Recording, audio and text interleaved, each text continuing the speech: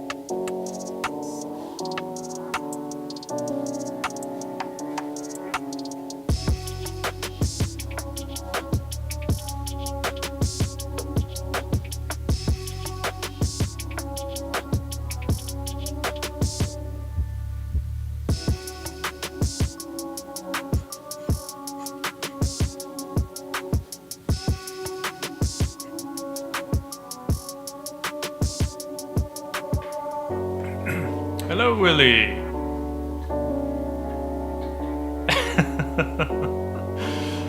You would be amazed how many times I've been called David instead of Daniel.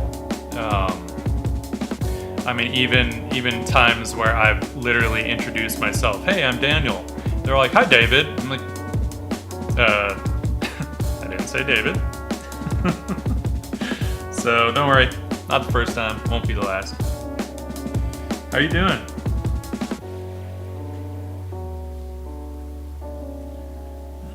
By the way, I'm just kind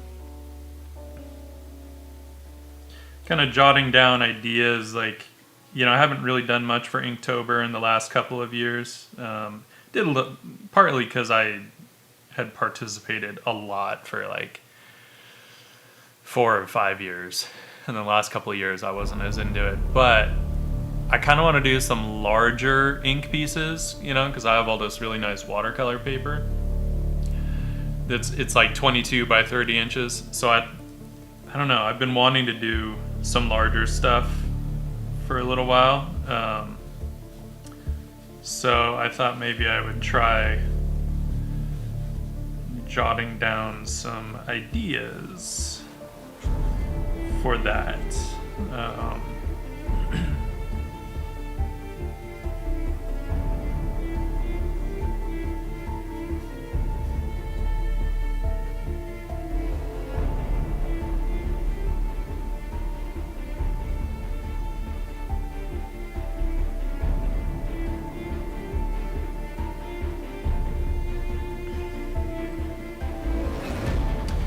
Oh, thank you. Yeah, the mermaid stuff is fun. I know the 2 drawings I just posted on Instagram were of like a lamia, right, which is like half snake, half woman. I find them so much fun to draw. Same with mermaids, but the lamia stuff, I don't know, there's something like a little creepier about them. And so actually this particular image I thought would be fun to do, like kind of, I don't know, a meeting between like a lamia and a fairy, you know, like they're friends and they kind of like meet up and hang out every now and then or something.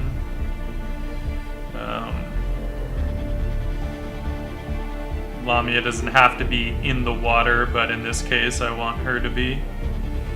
But I'll have to figure out how to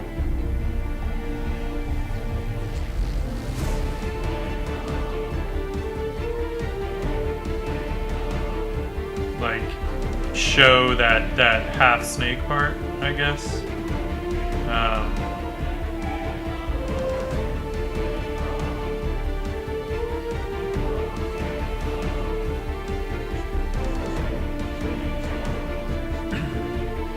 And I know I had thumbnailed this out at some point a while back, and for some reason I cannot find where that thumbnail is. I should have looked. I think I'd posted it on Instagram maybe, and I should have looked and I didn't. But I might have been able to see which sketchbook it was in. But it's okay. I want to see if there are some various ways to possibly approach this. But I also have to consider that this is going to be a large sheet of paper, so they probably don't have to be this big, right?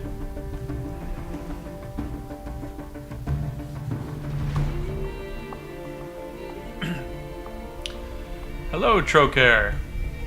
How are you? And Advocat. Hello.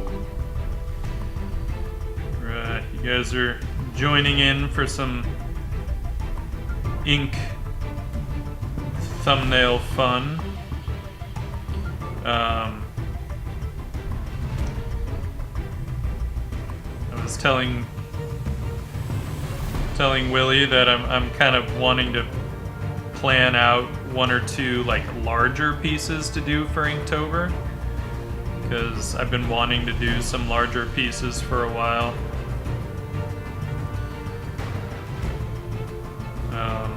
And I thought it'd be fun, rather than doing the typical kind of, you know, ink drawing a day. Though I'm sure there will be some random ones, because I'm feeling Inktober a little more this year than I have been lately, or in the last couple of years. So we'll see.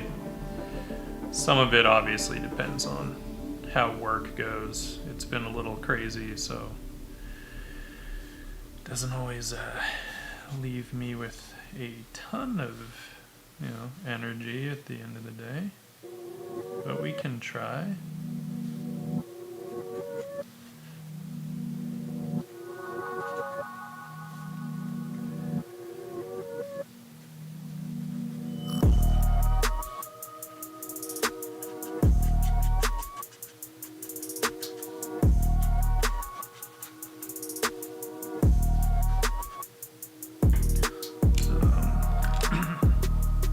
This is water-soluble ink, so you know, I can just bring water into it and play with it, get a little more watercolory.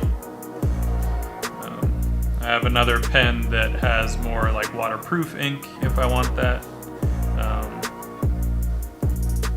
and then another pen that has a different kind of water-soluble ink, different color, I should say. Aw, thank you, Trocaire. I appreciate that. I'm glad you like it.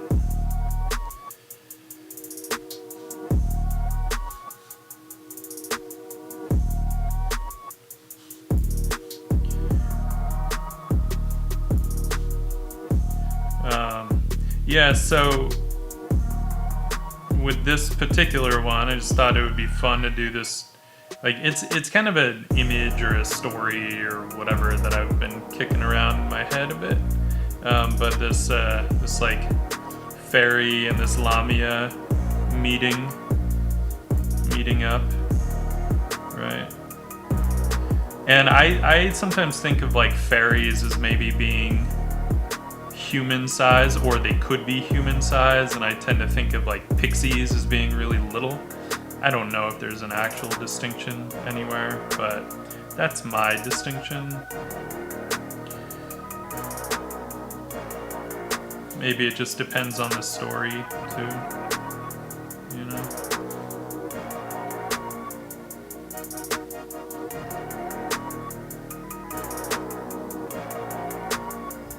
What I didn't grab. Oh, what I have right here.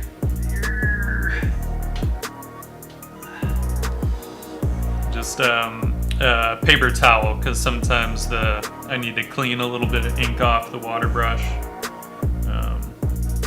Really, ideally, I would have my water container with an actual brush, because I have a lot more control that way over washes and things like that. But I think we'll be okay. We'll manage.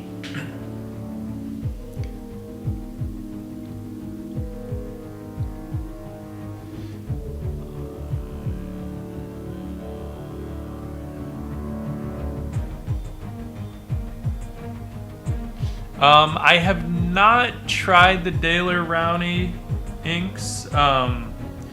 This one in particular is the Diamine Onyx Black, which is weird. I really thought I had it right here. Oh, it is there. It is hiding behind another one. So Diamine, right? You can screen grab that or something. It's the Onyx Black. Now this is a calligraphy ink, so it is archival, but it is not at all in any way waterproof. Which I love about it. I mean, I have other ink that is waterproof that I also love. It just depends on what I'm going for. And Willie, I use a bunch of brushes in Procreate, so it would kind of depend on what part you're referring to.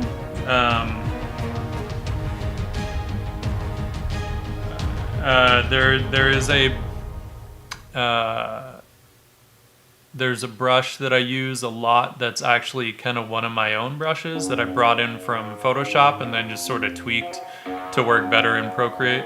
And that's the one that's like really flat.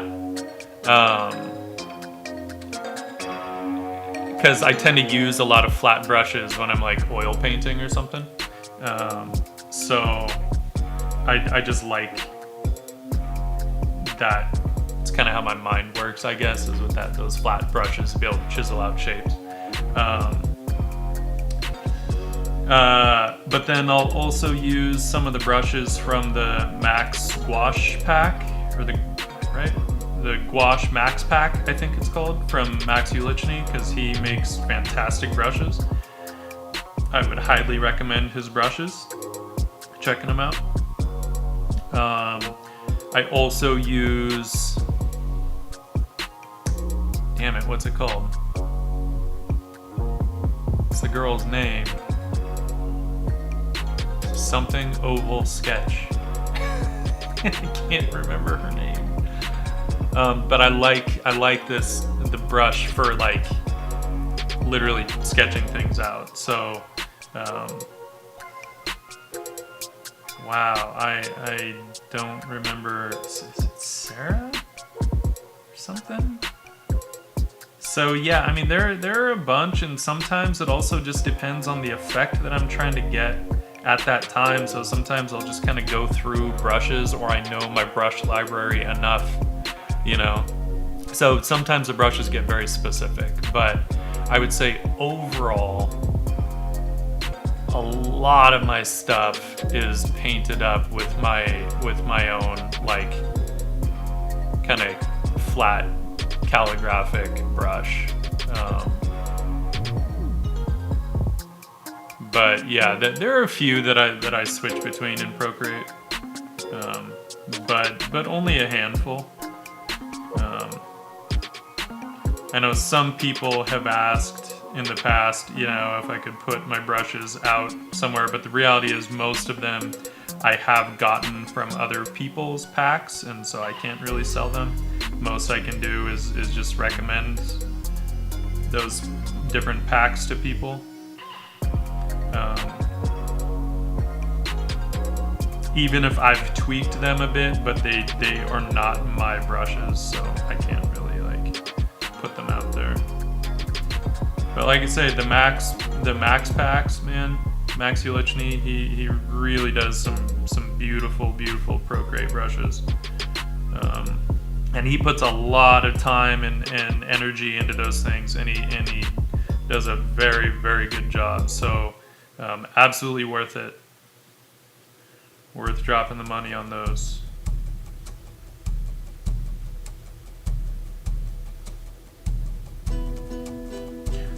I have to be mindful of like what kind of details I'm putting in this, because you know Twitch will freak out if I well, not really, but I was gonna say if I put some nudity in here, but it's not like there's a moderator hanging out right now, so.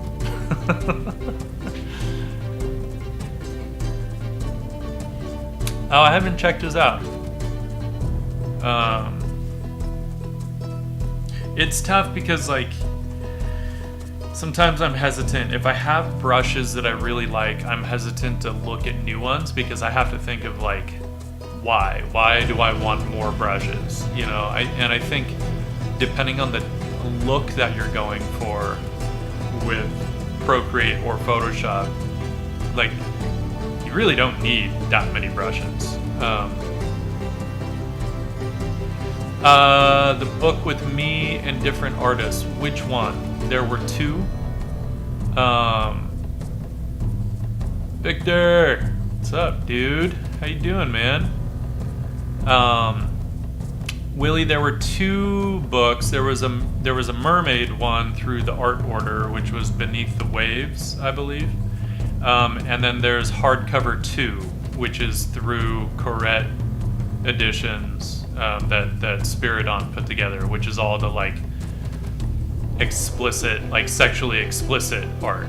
So hardcover 2, I think maybe you can pre-order on the Corette website, but I'm not positive about that. I don't think it was only through Kickstarter. But you might check out the Corette Editions website. Yeah, the juicy one is what you want. Let me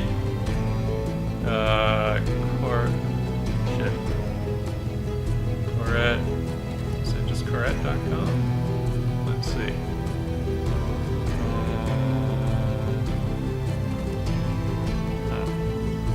Yeah, Corette.com.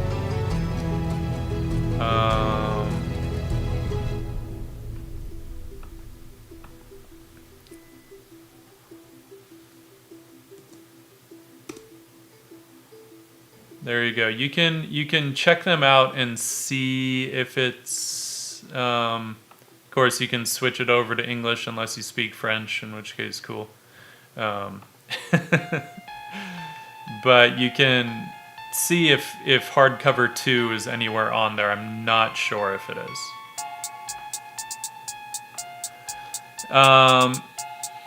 Hello, Shora. Thank you. This is actually a combination of a fountain pen and a water brush pen. So I just have a very water-soluble ink in the fountain pen, so I can mess around with it. And Victor, how are you, dude? I feel like it's been ages and ages, right? Since any of us have actually seen each other in person.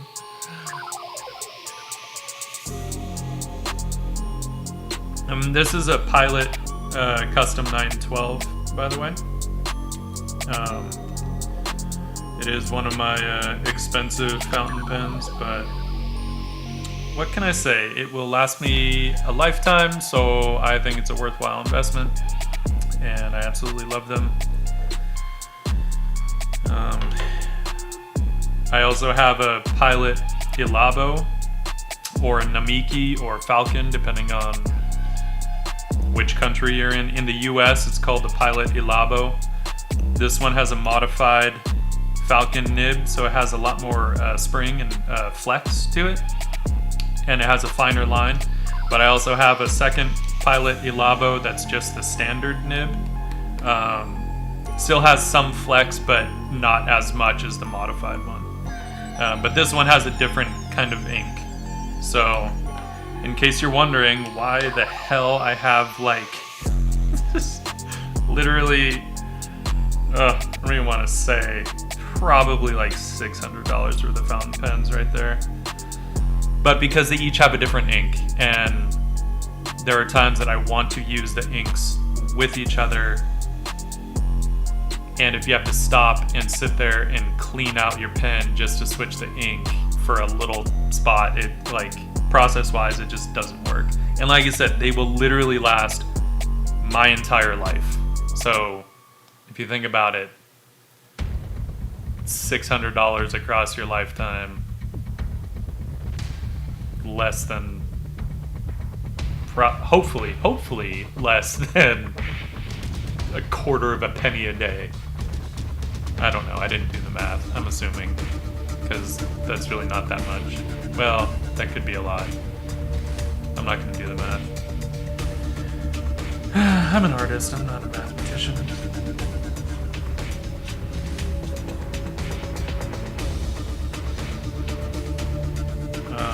So, yeah. Again, planning out for a larger piece, which will be on a 22 by 30 inch watercolor paper. So that's kind of what I'm looking at. I feel like they can get smaller than this, and we could also play with some different poses and breaking up the space. The problem is, I work.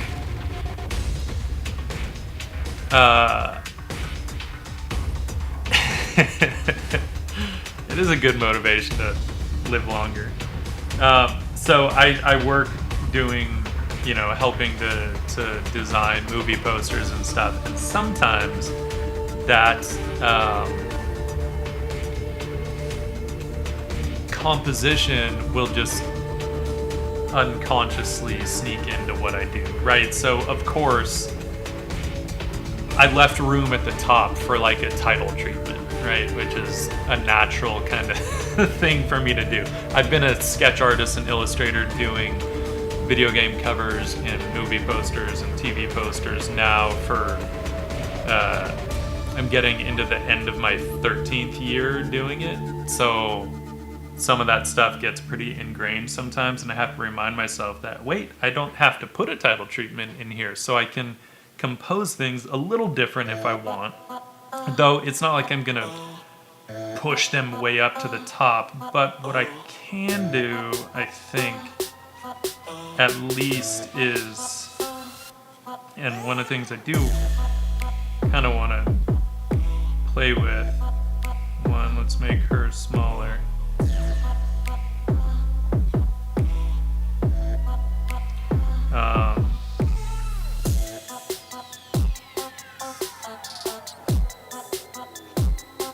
I would like to play with some different poses, but then, like I said, compositionally too, I think,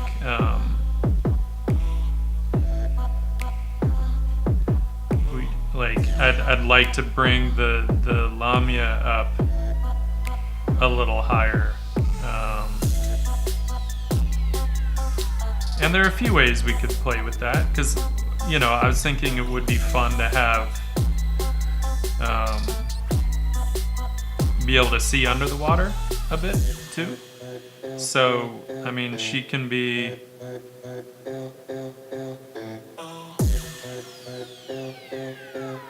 tell if is that phone shaking? It is. Why is it shaking? I don't really have anything touching the desk. It's weird. I don't like it. Stop shaking.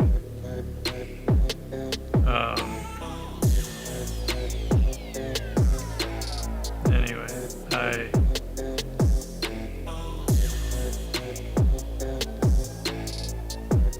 I like the casualness of her kind of chilling on the rock here, but at the same time, like, that could be, there's no reason that rock has to be like above water too, you know, like she can be. I like the idea of getting her a little higher up, because then I can play with the size of the snake portion, right? And we can get that like wrapping around somewhere. Something, I don't know. There's gonna be a lot to play with in here that I'm gonna have to like slowly figure out little by little. And we'll see. At a certain point, I may even like switch to a pencil so I can kind of like change my mind too. You know, nothing wrong with that. Like I'll still bring in some inks even over the pencil, but sometimes it's nice to just have the I'm trying to think of how that would work.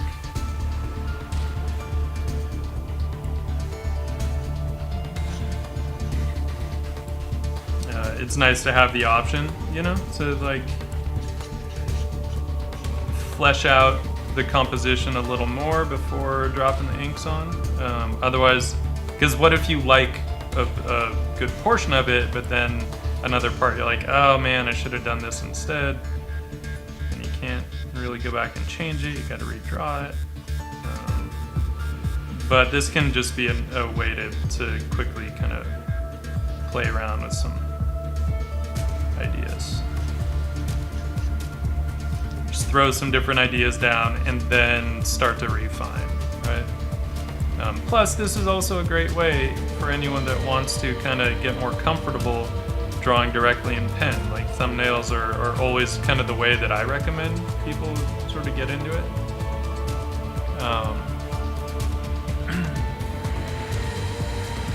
And you know, there's also, by the way, nothing that says you have to. I know we all get kind of taken in by the people that do draw directly in pen, and there is something kind of mystical and intriguing about it. But hey, roughing stuff out in pencil is a centuries-old, very honored tradition. So nothing wrong with it. And there is nothing wrong with just refining a composition beforehand. What I like about drawing in pen, and it's not what I do all the time, but what I like about it is just it starts to just get my brain working a little more decisively, you know, which can help for efficiency, right? Because really, if you want to work faster, work more efficient. That's the key. It's not really about like how quickly your hand moves. With this particular type of technique, I tend to just let my hand wander around because I know I'm going to be bringing water in, and 2/3 of the lines disappear. Right? So all like what looks messy at first ends up like not looking quite so messy later on. So that's why like I don't really mind.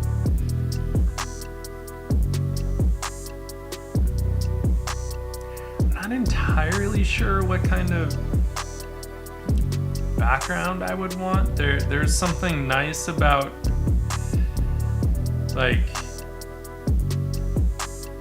not really having a deep background, I think. Like just to add to sort of the intimacy of of this. So this could we could almost hint at this being more of like a small pool, right? Like, and maybe it's just where the Lamia comes for privacy and to, you know, get some moisture, you know, for her snaky half, her reptilian half.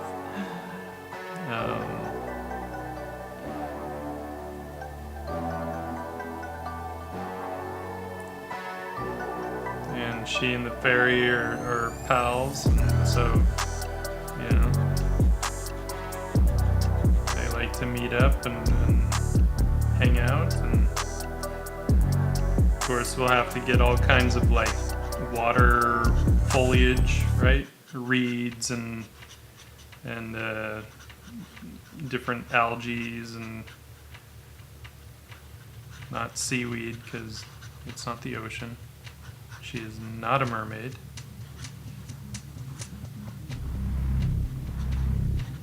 Though I do like the idea of a freshwater mermaid too. That's kind of cool. I don't hate that. Can mermaids do freshwater and saltwater, I wonder? Or would they have to be specific? Do the saltwater ones need the saline content? Who knows?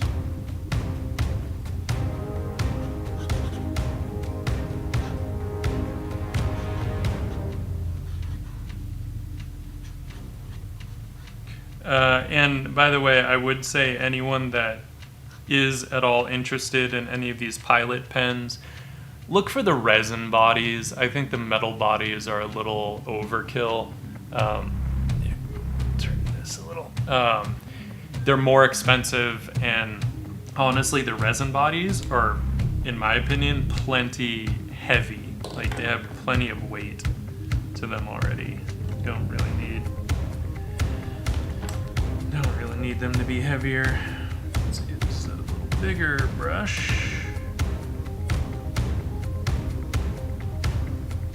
Just getting water in. I feel like the brush was a little dry.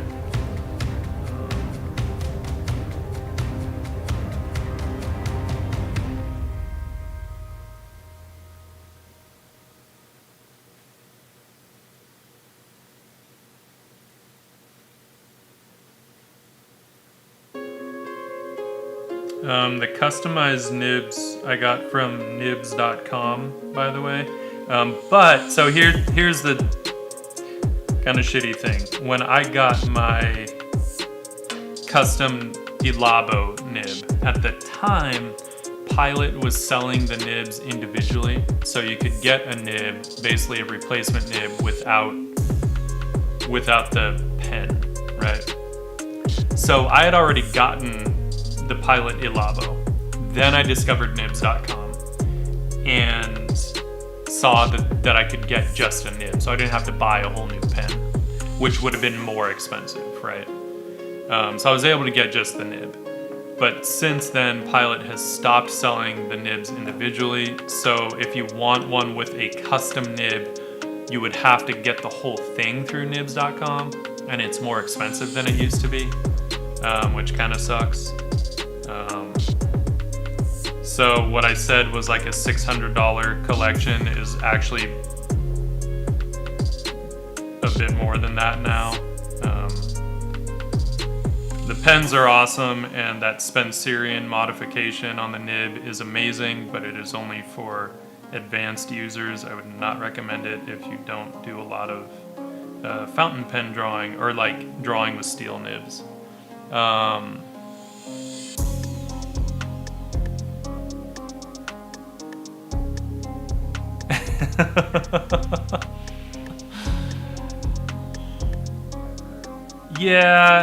Yeah. And honestly, like, the other option, and a great option, is, hang on.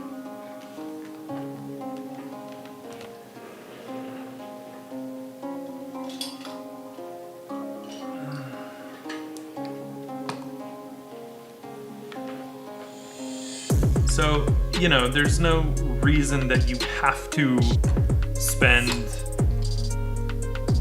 $300 on a fountain pen. The reason I like it is because it's easier to travel with, right? And I don't have to bring an ink bottle with me if I travel somewhere like internationally or whatever. It's easy. Or even just at a coffee shop, I can literally have a pen in my pocket and a small sketchbook, you know. But you don't have to spend $300. You can get just a nib holder and get a steel nib. This is the Galat 303 nib.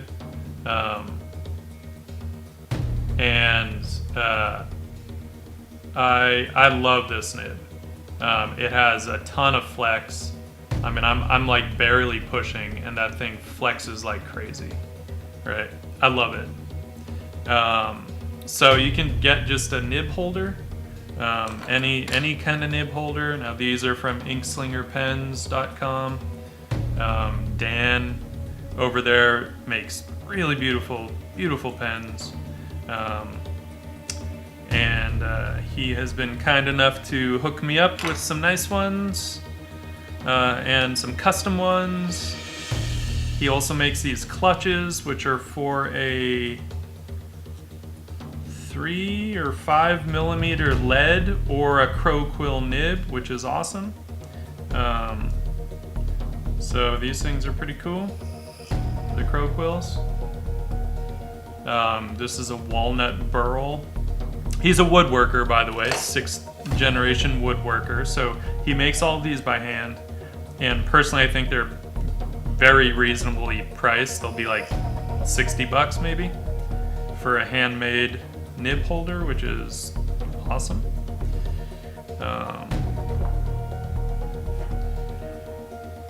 Basically, like, if you wonder, you know, why the hell does he get all this not cheap shit? It's because, like, for me, I want my art tools to make me want to use them, right? So I want something nice that, as long as I take care of it, is just gonna last and last, you know?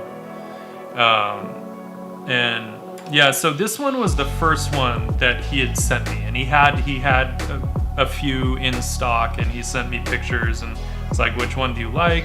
So I was like, oh, I like the one with the blue. And it's nice. It's just the way that I hold the pen, I hold it further back. You know, I don't tend to hold it right up here, which is how you're supposed to hold this one. If I hold it back here, it's a little weird. It's not bad, you still can. So I asked him, hey, can I get a custom one that's slimmer, that's more like a pencil? You know, and basically because I wanted it to be able to fit into an ink bottle. And this one, the Dr. P.H. Martin inks, this one doesn't, it's too wide to fit in the mouth of the bottle. So it was kind of annoying. So I was like, I need a slimmer one. Can you make a slimmer one? And I gave him the specs, and he said, okay, I think I can make that work. And I asked if he had any curly koa wood left, and if so, I would love one made out of curly koa, which is what this is.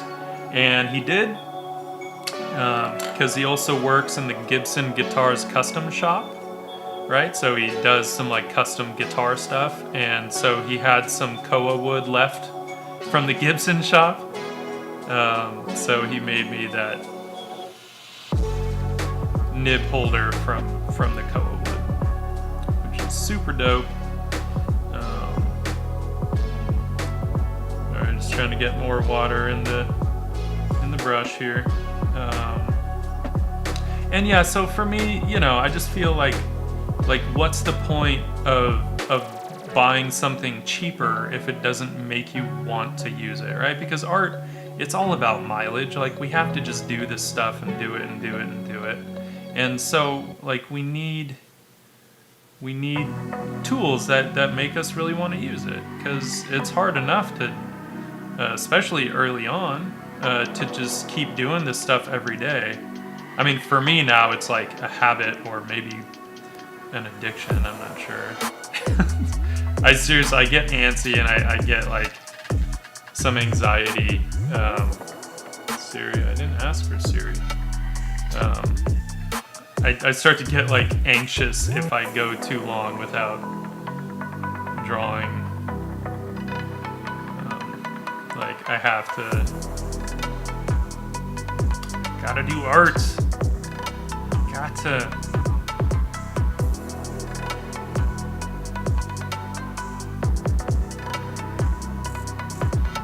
So yeah, you know, anything you can get that really makes you like want to do this stuff. It's because the book is leaning on the table. I can't really like. Maybe I can. Cool. Can do that. All right. Yeah. Sure, you get it.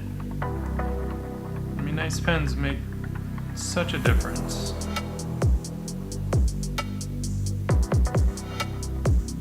And you know, it's the same thing with sketchbooks. Like, you know, I'm using a Moleskine Art Plus sketchbook right now. They're not cheap, but they're a joy for me to work in. I also love the Etcher hot press watercolor sketchbooks.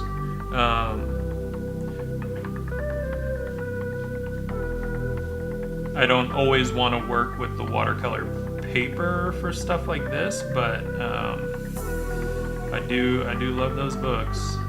And brush pen works beautifully. I tried to get them to tell me what kind of paper they use, and they wouldn't tell me. Because that watercolor paper, whatever they use, man, it takes pretty much any medium I can throw at it, and it doesn't bleed. Right, so some watercolor papers, especially around the edge of the sheet, if you use a paint or a ink that's too thin, like a calligraphy ink, it'll bleed a lot. You know, whereas India ink won't, but India ink has more pigment and it's thicker, so it doesn't tend to bleed. But man, whatever they use in those Etcher books, doesn't matter what kind of ink or watercolor or gouache, whatever I use, like it doesn't bleed. And I'm like, man. I mean, for all I know, they do a custom kind of paper, maybe with some local place in Australia. I think they're Australian based. I don't know.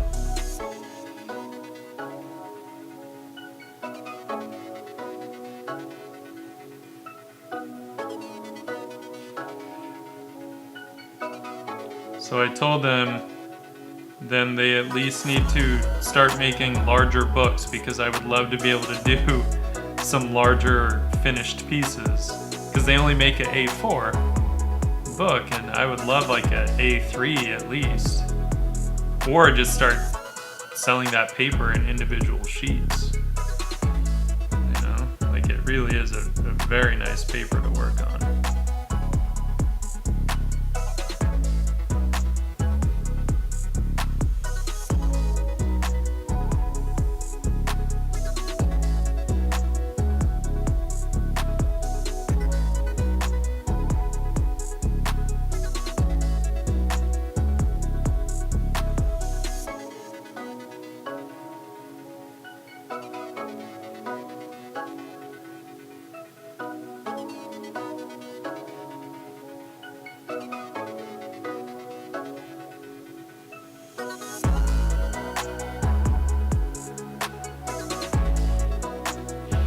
And then, of course, at some point I'll have to figure out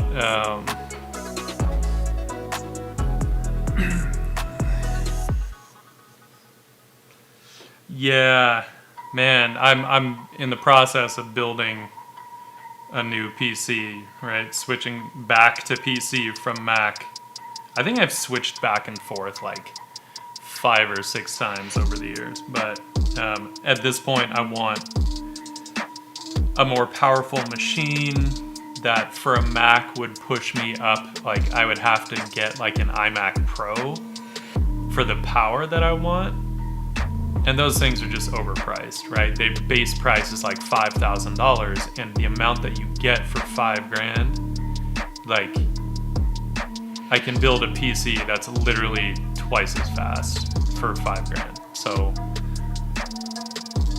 So of course I have all the parts for my PC except the video card, right? We all know what happened with that ridiculousness. Damn. Bots grabbed up all the cards.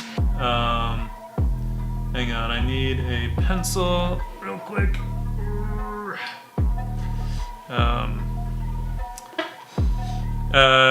The Colirace orange pencils to me just look so nice with the black ink.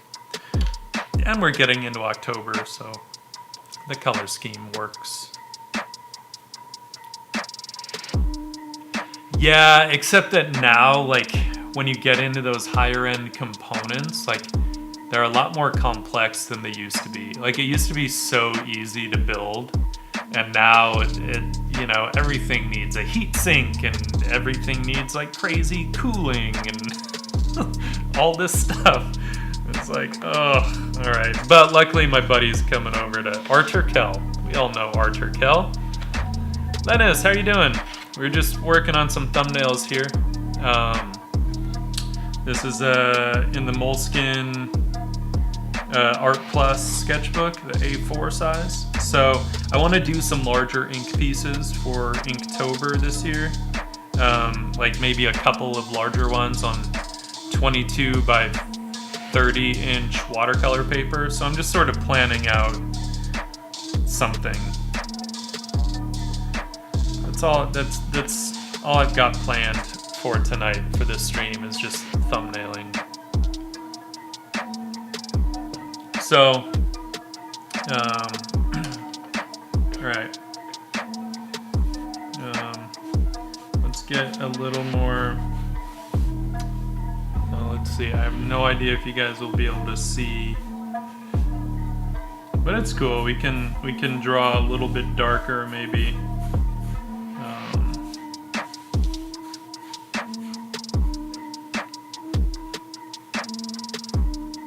Or I wonder if we could even, hang on, try,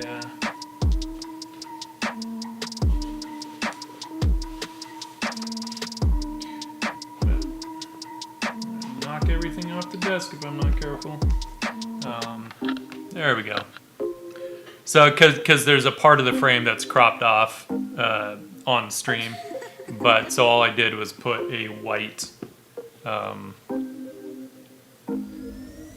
object, which is actually that Etcher sketchbook I was talking about.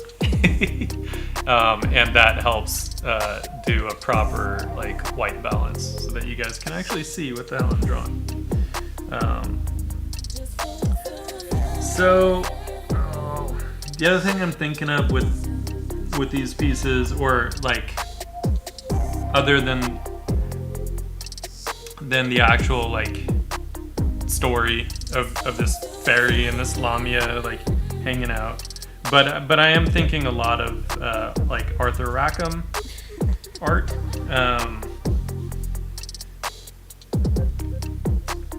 But I'm trying to decide if maybe I was trying to think if there's maybe a way that instead of having it, you know, flat where they're both on the same plane essentially, you know, that's parallel with the picture plane. Trying to think if there's a way that we could get a little more depth in there, but we can't really turn the camera because then like we would really only see then one of their faces, and I don't want to make one of them more important than the other in that regard, right? And if we obscure one of their faces, then whichever face we see, that figure becomes kind of more important. So we can't necessarily do it that way, but maybe there's a way.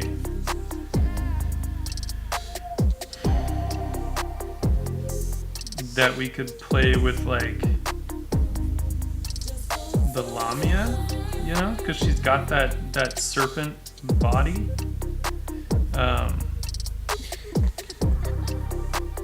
So if there's a way that that we could really push that perspective and have that body kind of come more toward us, you know?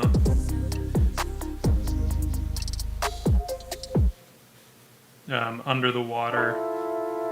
And I'll have to probably look at, I think I'd pulled some really cool reference at one point a while back of these like underwater shots of anaconda, these like giant anaconda,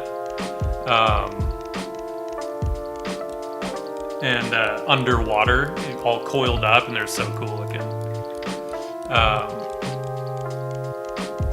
I might work on 2. I don't know. Right now I'm just trying to figure out this one concept.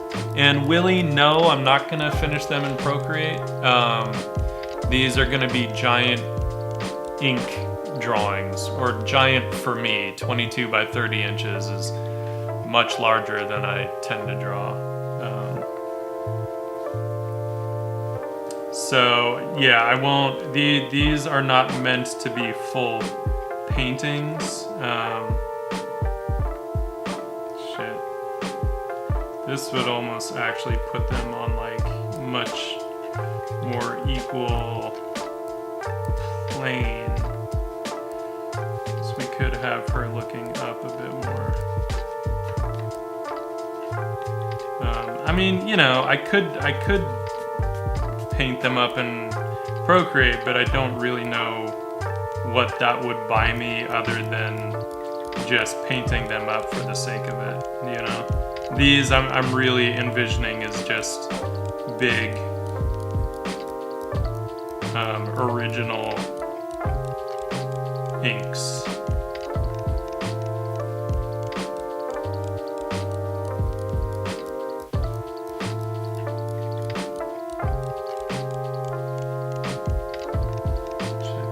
Kind of pushes.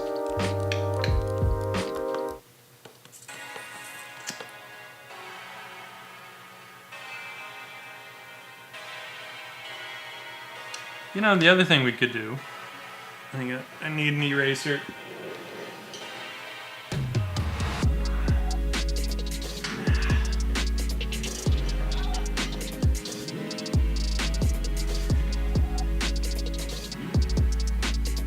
There's no reason they actually have to be looking at each other either.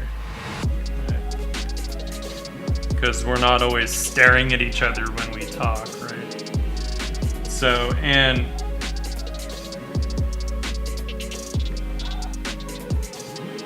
like it could even be fun to have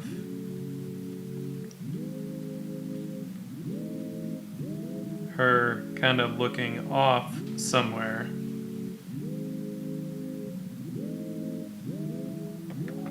She's smiling a little bit and chatting.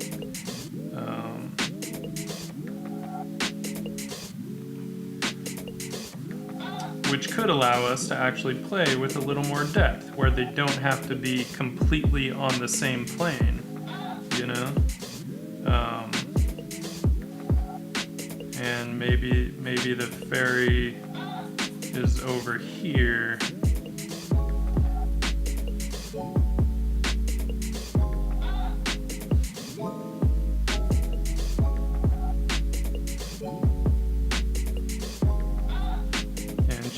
She again doesn't have to be looking at the Lamia, but she can also be, you know, have a pleasant expression on her face, and she can be sitting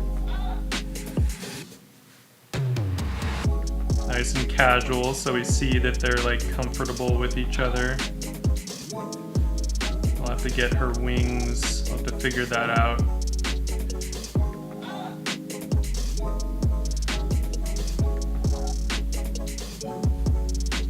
So I don't hate that.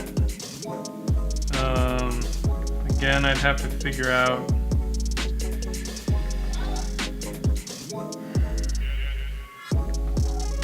I like the whole thing of seeing above the water and under the water, but then you're very limited on viewpoint, right? On the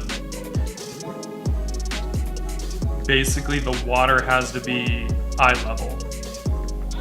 So, limitations to consider.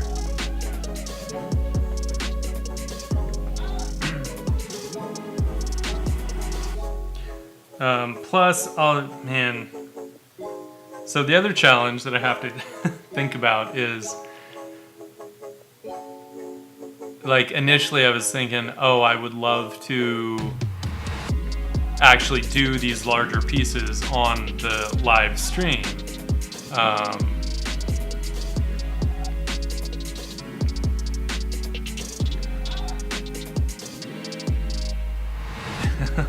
Yeah, Drawtober, I can dig that.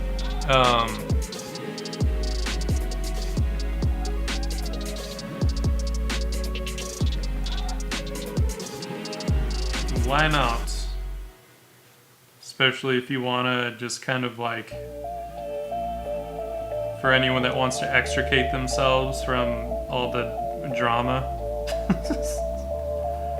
which is just silly and stupid, but whatever.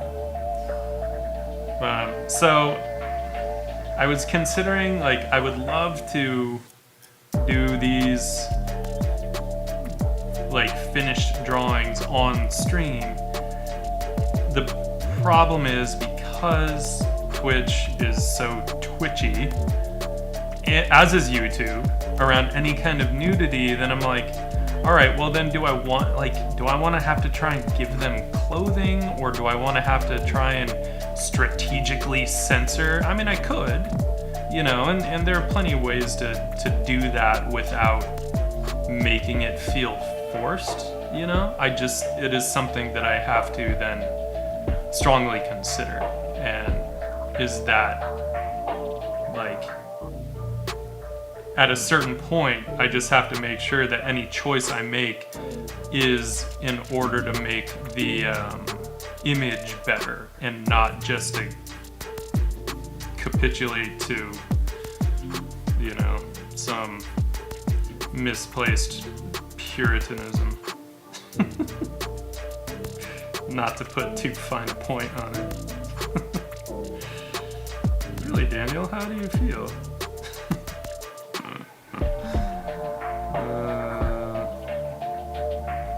Sorry, I don't even think sexual nudity is a big deal, just given all the violence that Twitch is perfectly fine showing.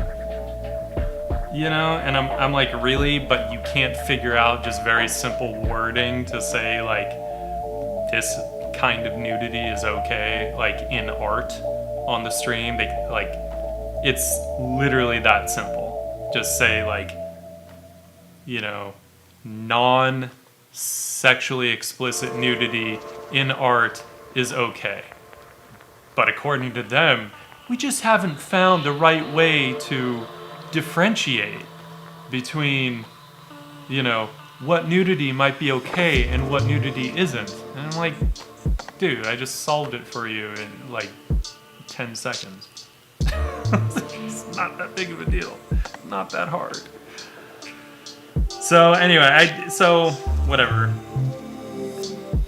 I had, you know, issues with them being so afraid of any kind of sexuality, let alone just non-sexual nudity. I'm like, come on, guys.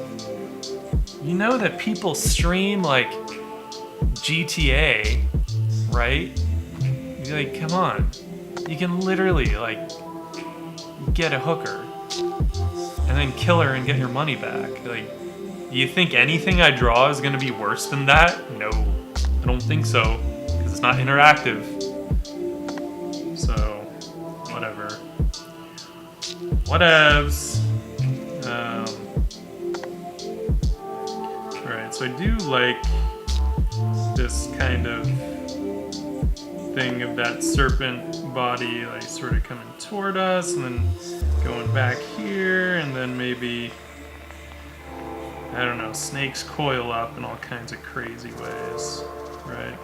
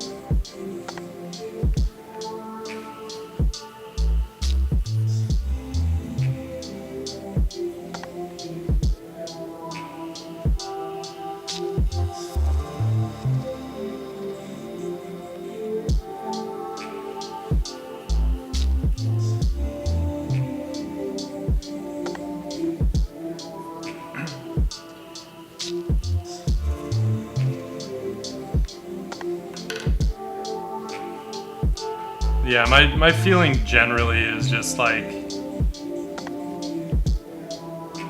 if it's something that you would see in a museum, like it should be okay. It's not Twitch bots. They actually have people, like moderators, that will go through and check. I don't think Twitch does everything with bots.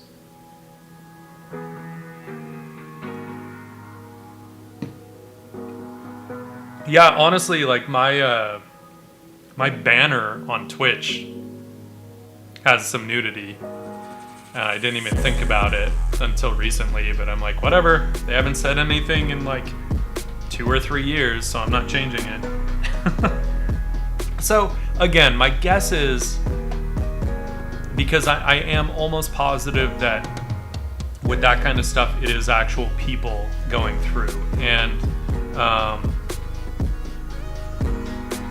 don't know if I think my channel is designated as like a mature channel. I'm pretty sure. I'll have to double check that one though. But you know, I think like, again, as long as you're not doing anything really crazy, I feel like they're not gonna ding you for it, and as long as you're not showing any like nude photography, right? Really, like, you're gonna get in trouble if it's like a real person that's nude. I think if it's for certain types of art, you can probably get away with it, but like, I wouldn't try doing a really rendered painting, you know, that shows any nudity, because I'm pretty sure that would get you banned.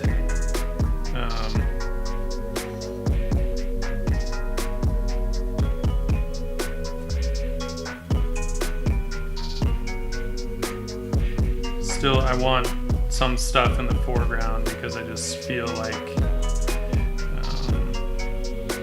and also, by the way, I gotta keep in mind, if I actually want to be able to see like part way under the water, right, I have to keep in mind that that then has to be our eye line. So I can't have like all this stuff stacking up on the water too high. So I gotta kind of keep in mind that, like, it doesn't have to be exactly our eye line. Like, if we think of a camera lens, the camera lens could just be like slightly submerged underwater, right? But the bulk of it could still be above water, so we could get a tiny bit of top surface, but we really wouldn't want to get too much, or it'll just read wrong, right? And we don't want that. Remember my perspective rule of thumb. If it doesn't look wrong, it's right.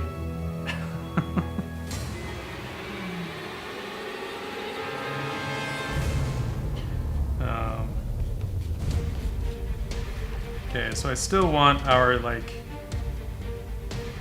some kind of tree. I'm sort of loosely basing it on like a weeping willow. I probably will actually look up some pictures of weeping willows, but for now, for like these purposes, I just know roughly like kind of what purpose I want the tree to play, and it's really more of a compositional thing than anything else.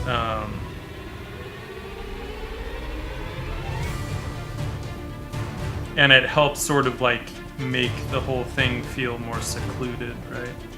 So,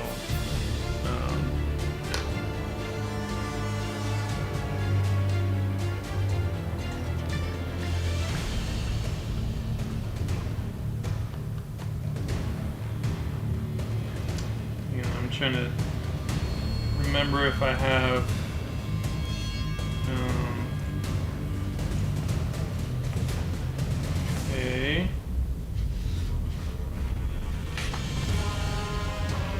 don't remember what kind of ink I think. This is the same one.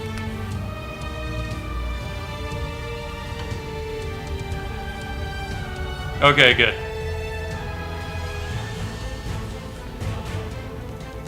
Yeah, okay, good.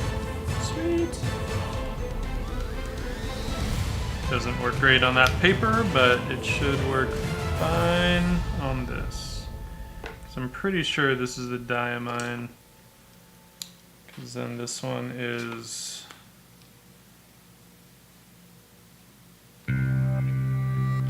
platinum, I believe,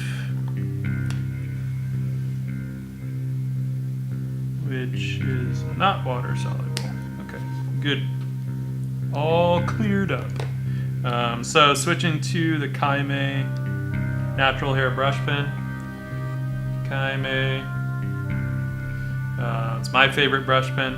I have the same ink as in my custom 912, so the ink we've been using. I just want, for this particular one, I want some brush lines, because I like brush.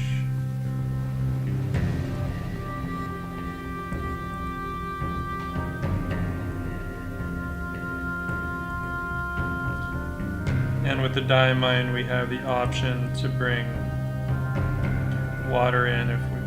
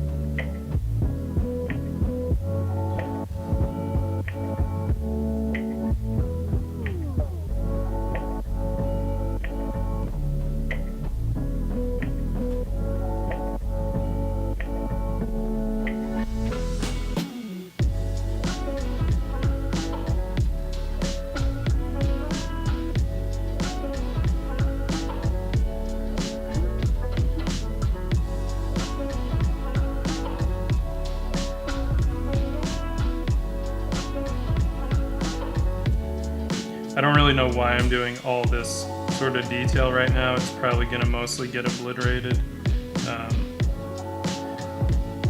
because I am using the brush pen because it puts more ink down. So I'm actually not trying to be really detailed.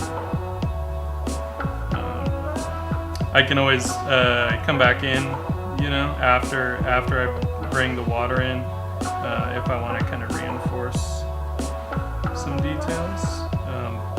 But really, this should be more about mood right now. I should not be worrying so much about faces and whatnot. So, sorry, the faces will probably disappear. C'est la vie.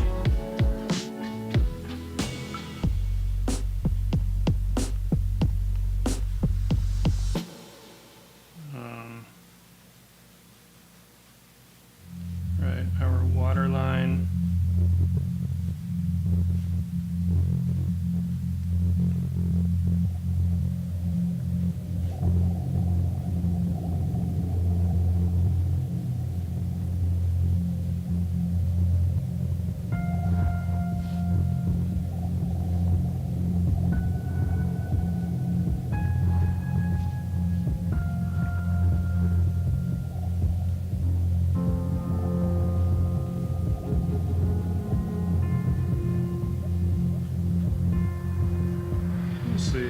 Maybe I'll only bring minimal water in because I don't want to like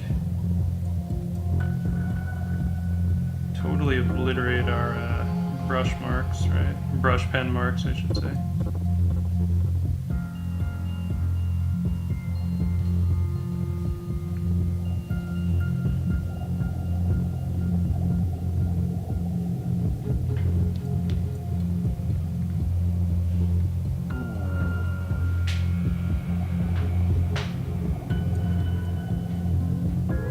Yeah, Lennis, you know what you're saying about like not being good with ink. You know, a lot of ink I found kind of when I was, you know, really trying to make it a thing, like one of my tools, you know, in my repertoire, in my arsenal,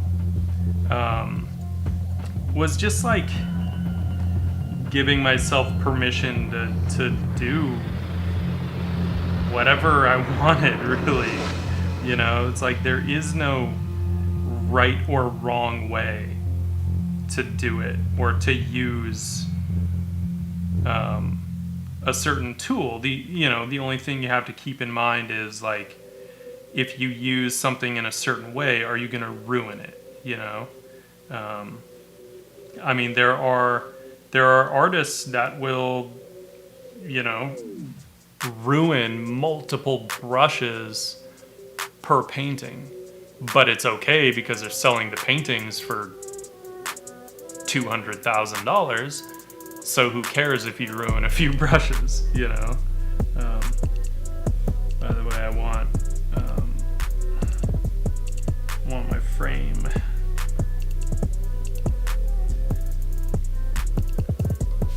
It's always a good idea to work with a frame because it is kind of like it's just the largest part of the composition, right? Or the most outside part, I should say. And part of what it is how things might interact with the frame too, that will sometimes change the feeling of it. So it's always a good idea, I think, to make sure you have a frame to work with. So.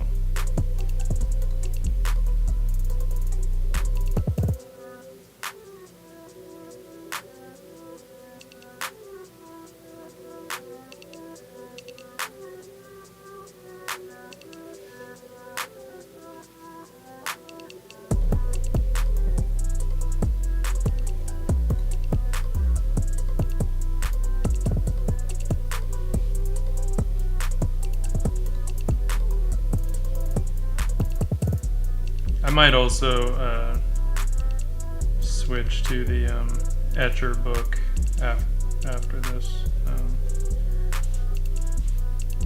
just to see what we get, and especially when I think about it, like, okay, I'm going to be doing the final piece on watercolor paper. It might make sense to thumbnail it, although no matter what, the final piece will feel different because it'll be so much bigger that it completely changes the line quality, right? Like it is going to be stylistically very, very different. And there's kind of no way around that when you scale it up a whole bunch. Let's see what this does. I don't actually really know how this is going to react to water, if it'll be the same, because brush pens and fountain pens lay the ink down different. The way that fountain pens do, the ink is much more concentrated, and so it'll tend to sit on top of the surface a little more, whereas the brush pen spreads that ink out more, and it will often soak into the paper a bit. No, it's still okay, cool. Nice. I was afraid that it might not pick up as much with the water.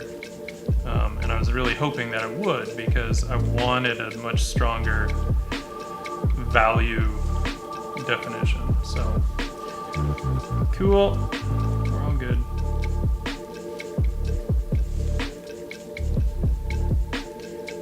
And there are a couple different ways you can approach this too, with ink like this.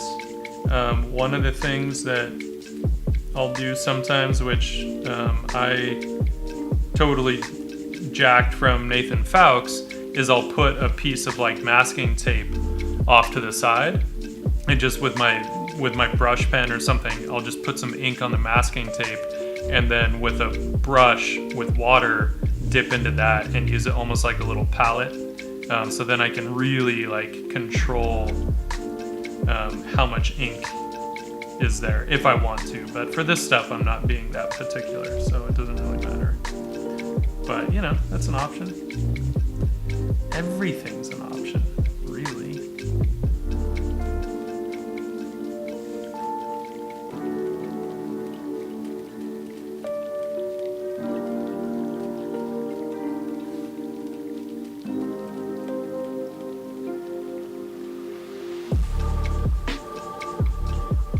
And then the nice thing with also doing some brush pen stuff is then afterward I can bring the fountain pen in, and then you end up with a nice kind of variety of marks that way, right? Because the fountain pen can just do those nice, like really thin, dark lines, and that can be a lot of fun to sort of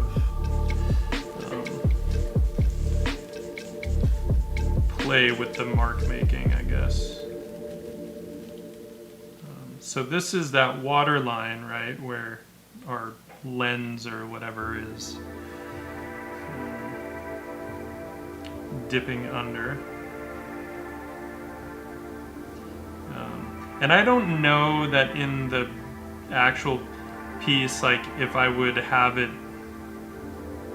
honestly, I probably wouldn't have it straight across, although I could. I mean, that speaks to a certain type of like very calm, still pool. If you have any kind of ripple in it, then that implies some kind of movement in the water, right? All that storytelling shit that we gotta keep in mind. What are you gonna do?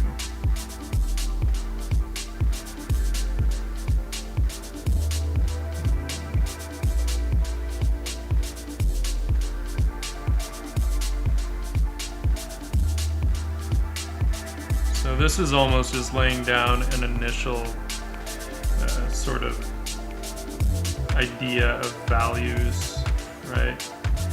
And then, like I said, I can come back in with the fountain pen and I can hash out some more details. And imply some kind of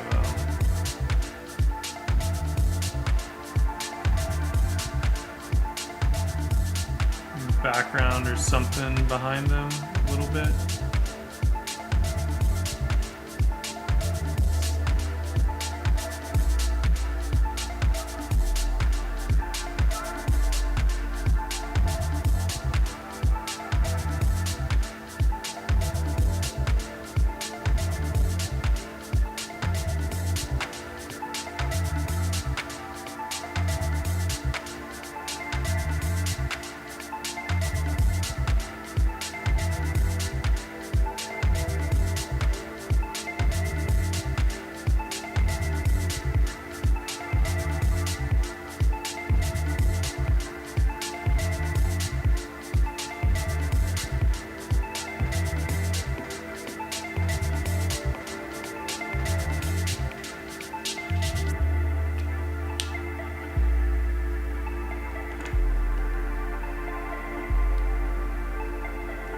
Hello, Art Rich.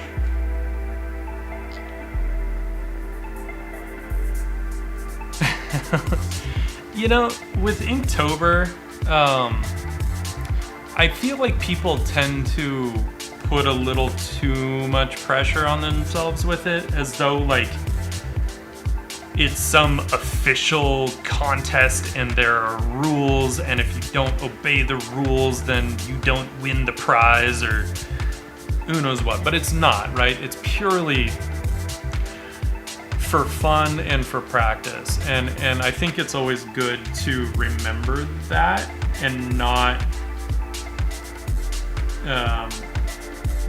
put so much pressure on yourself. I mean, granted, part of the point of Inktober initially was really just like for people to set up a schedule and stick to it, right? Whatever that was. It didn't even have to be one piece a day. The original set of like rules was just pick a schedule and stick to it.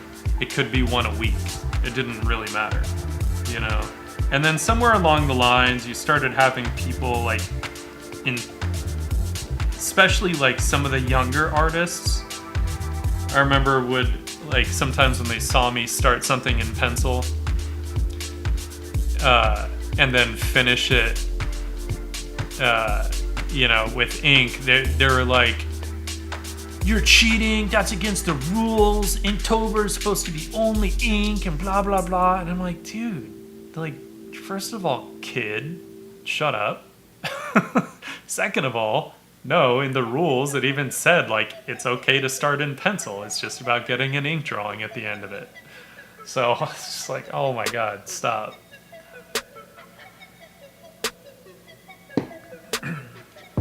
Thanks, Linus. Yeah, it's a little clunky, a little heavy-handed for me.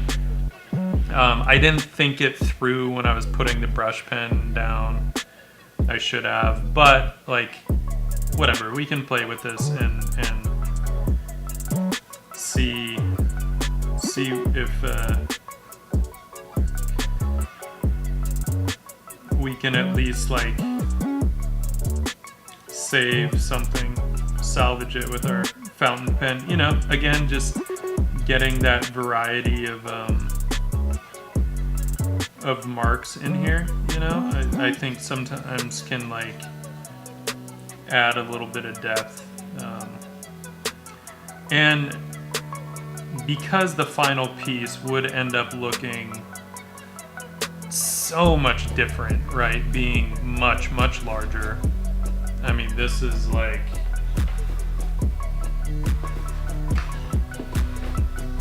what are these? This one is 5 by 7. Wow, I nailed that, didn't I? That's like exactly 5 by 7 inches. Crazy. Nailed it. So the final one would be 4 times this size. Yeah, no, seriously, like you can do.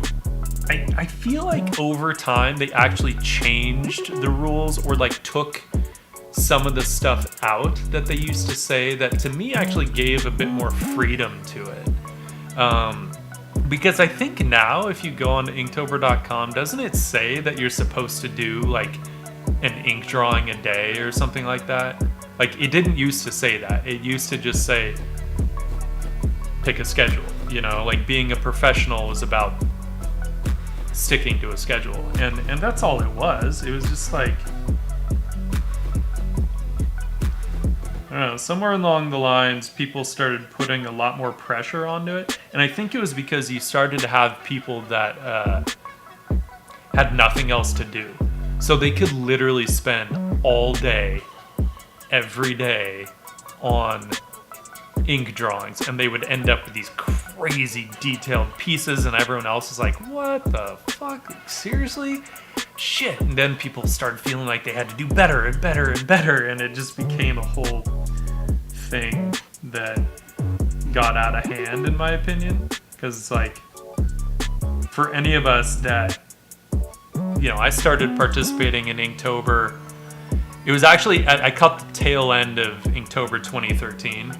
It was the first time I did anything for it, but I was very bummed that I missed the month. And so 2014, I did like a drawing a day every day, and I did like, you know, a ton of like, I mean, they were pretty detailed.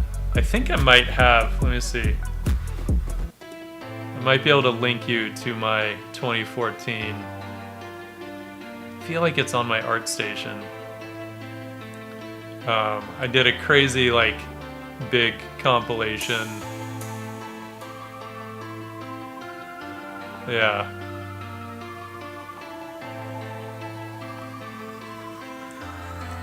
Here. So, hey, thanks, Jim. So this was my Inktober 2014 collection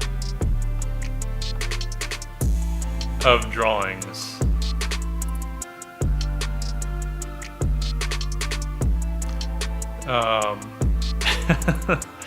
And, you know, like I was doing one a day, and some of them got like pretty detailed, and, you know, I'd come home from work thinking like, oh yeah.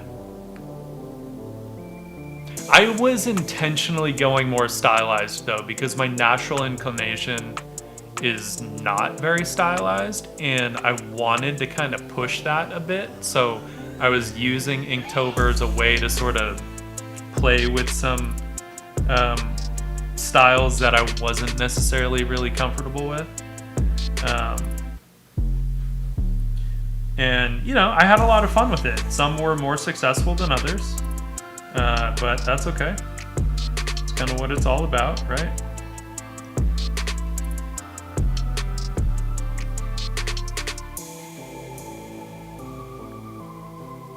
So the only problem with this kind of interaction now that I'm seeing it is that it maybe looks a little too, at least in this initial pass, a little too like photo op, you know?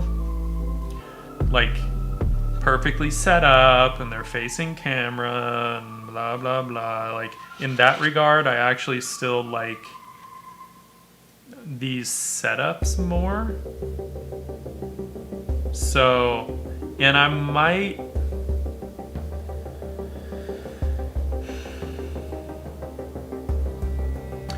try doing away with the whole seeing underwater thing and just have parts of the serpentine body kind of poking up out of the water, kind of like maybe she's in the shallow end. I feel like that might also add a little bit more mystery to her, which might be nice.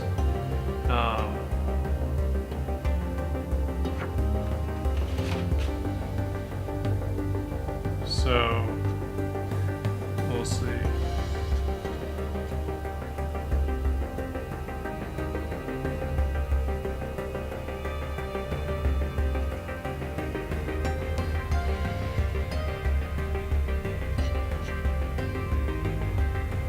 I'll use the backside. This is the custom 912, so I'll use the backside to do finer lines with a little more control over them.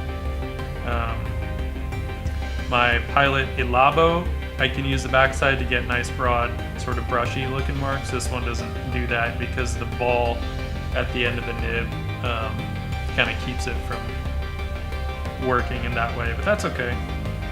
It's just another reason why I have multiple expensive fountain pens.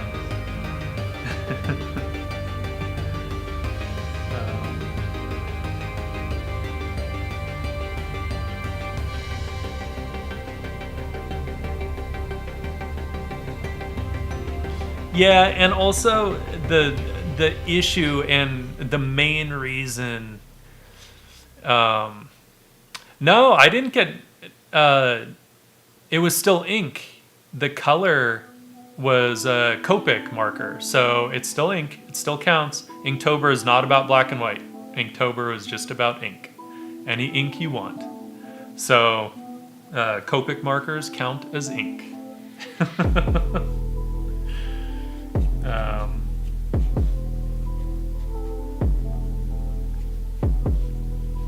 like I said, don't get fooled that there are any hard and fast rules in Inktober.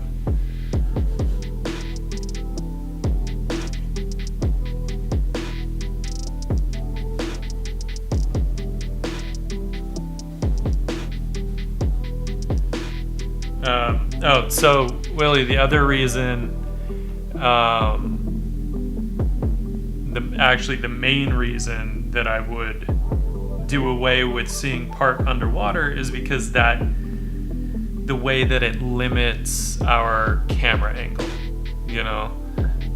And I feel like I could get a little more depth if I could play with a little more of like a wide angle lens. So that's another reason that I think it might be worthwhile to try doing away with the half underwater thing.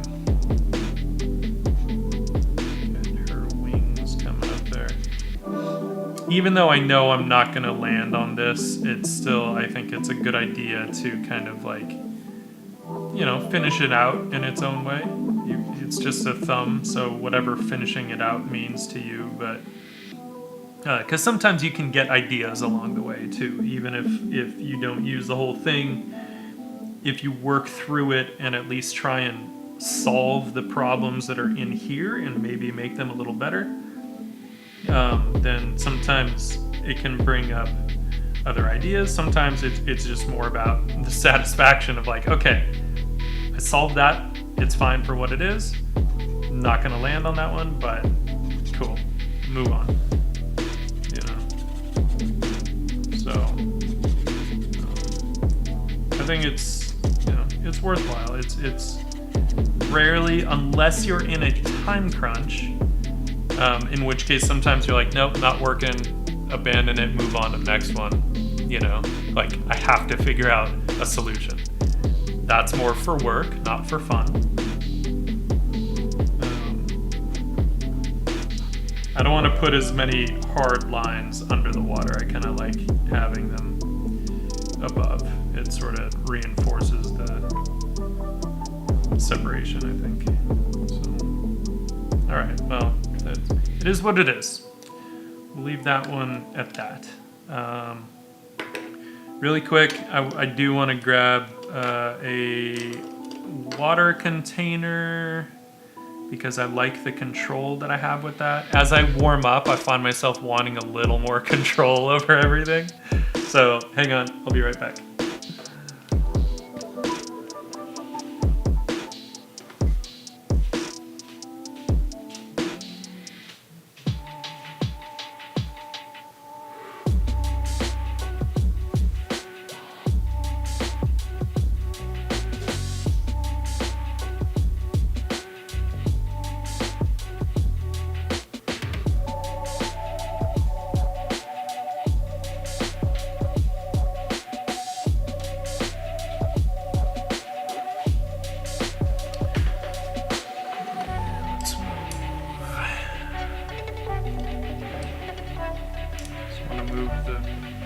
Pens out of the way because I don't actually need them.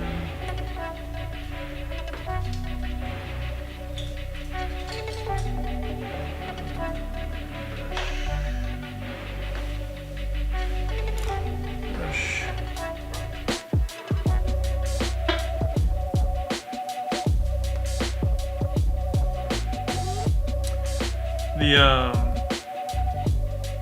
The water pen is nice for just like quick convenience, or again, if you're at like the coffee shop or something, you don't have to have a water container that someone can like bump and spill, you know. But I do prefer like the control of just, you know, using water and an actual brush. I prefer that. So that's what we're gonna switch to.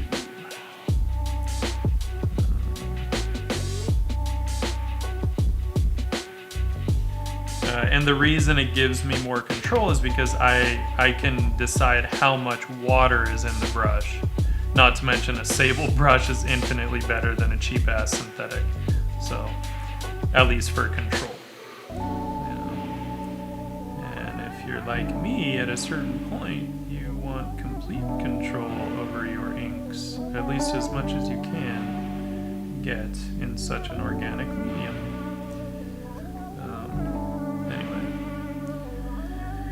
Anyway, so yeah, I still like those profile ones. I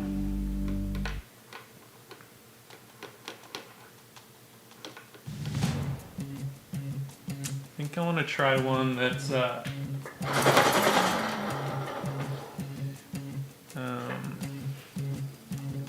not seeing under the water.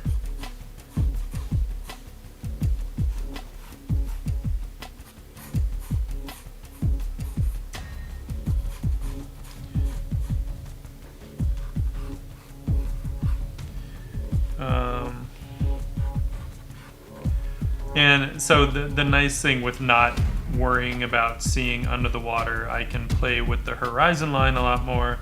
I can also play with, if I want, like, stuff right up in the foreground.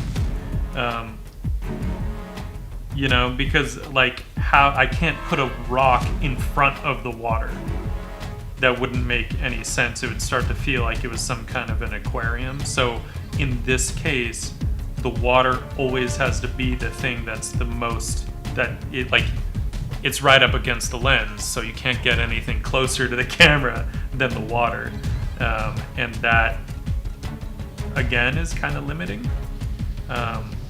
It's fun. Like, if I was going to treat this as an actual painting, digital or traditional, then I think this stuff would be really fun. But if I'm doing it more as an ink drawing with very, very limited watercolor is how I'm probably going to approach it, but like super limited watercolor.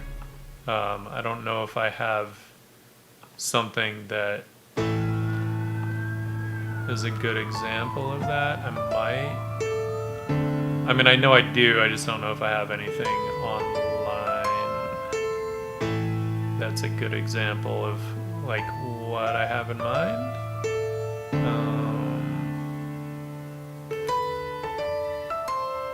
Not really.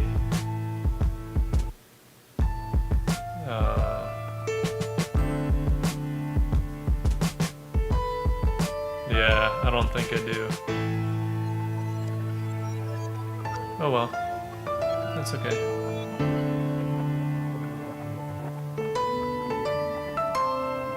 I mean, kind of, even though this is marker and one of my wicked little witches. Sorry, nudity warning, people. But literally, like, I'm thinking that limited in terms of color, like super, super simple, and mostly focusing on the inks.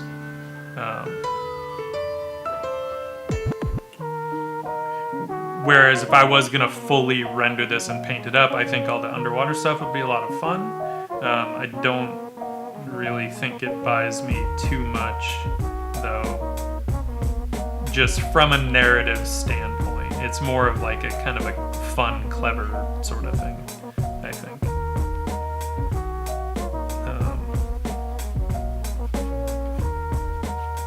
Let's see if our fairy's here. I kind of want to play with her leaning over the edge more.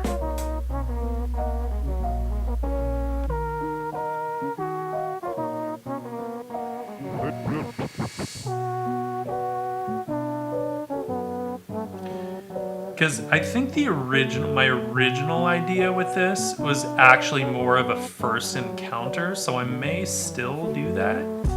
You know, more where they're like looking at each other kind of in awe, like they've never seen, you know, these species before.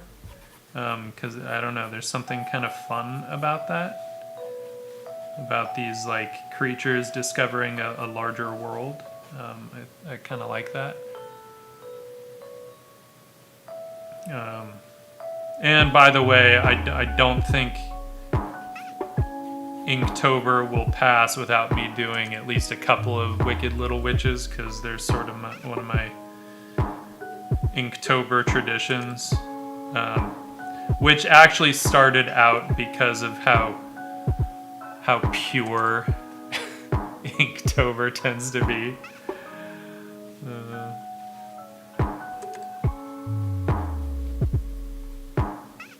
And I was just like, well, you know what?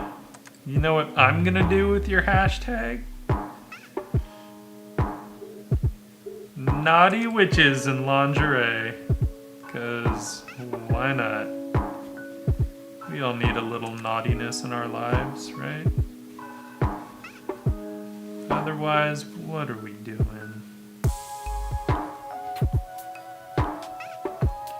So yeah, for now I am more exploring the idea that, you know, they're like friends, and every now and then they meet up and chat and catch up on what's new in their world. This is pre-quarantine, apparently.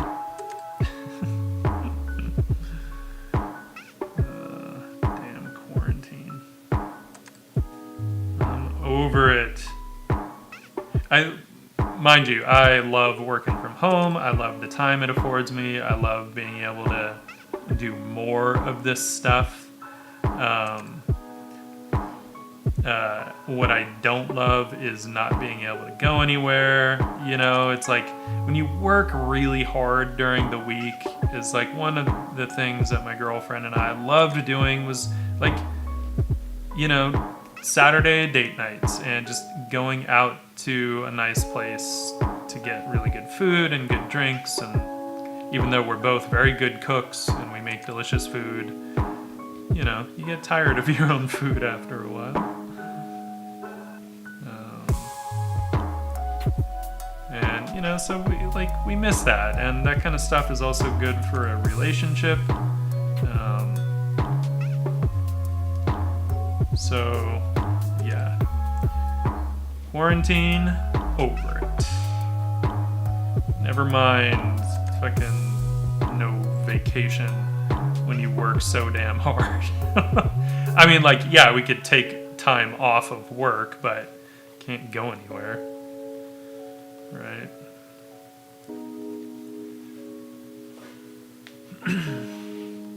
Anyway, how's everyone else doing? You guys sound off. Tell me how you're doing.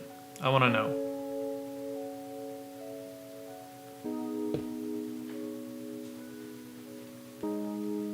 Are you guys learning stuff? You know, like, are you taking advantage of the kind of extra time? Or not taking enough advantage? I feel like I'm doing a bit of both.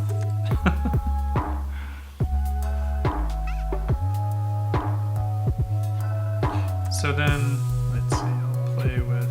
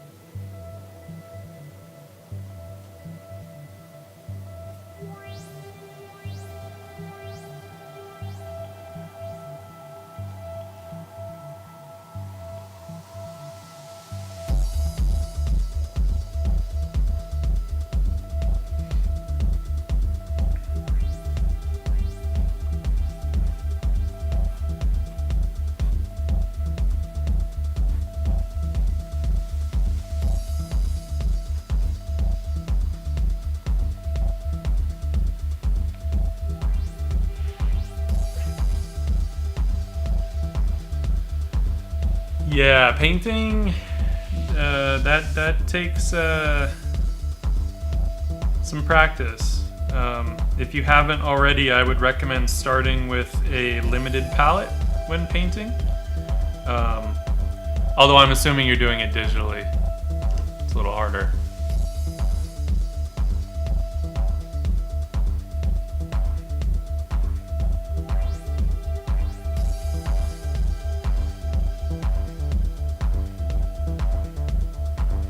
Gradient map, like what they just introduced in Procreate?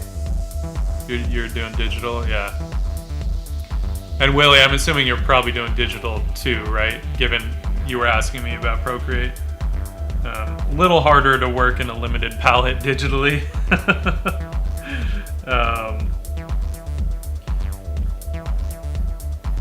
I'm just trying to think of the direction that this thing might be going.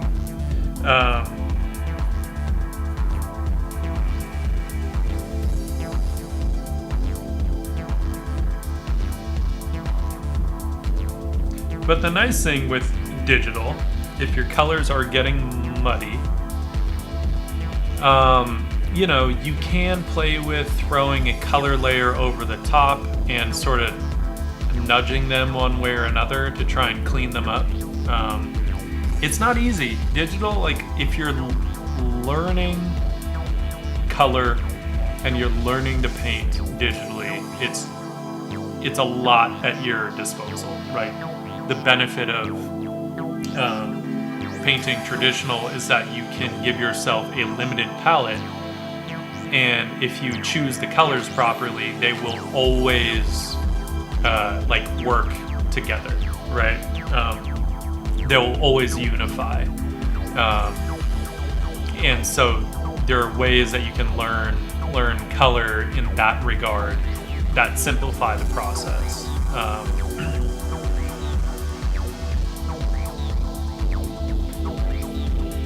Nice. That's cool. I love watching tutorials, honestly. Like, even if I'm not trying to learn something from it, I love watching artists that know what they're doing. Like, I love that shit.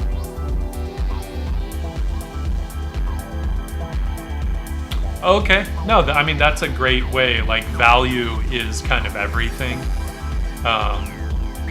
So once you kind of get a better hand on, on value structure, then yeah, you can start to kind of play with color. But the nice thing is, if you get value, if you really understand value, then you can throw any colors you want onto the canvas. Because if values are there, then it doesn't matter. Like, color is really subjective. You know, and it's only as accurate as you want to be with it. But I used to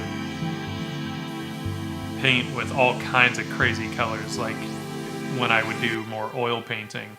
And it was simply because I knew, like, hey, I can nail the values, and then I can throw a crazy magenta right next to a cadmium yellow, and it doesn't matter as long as the values are there. Right. So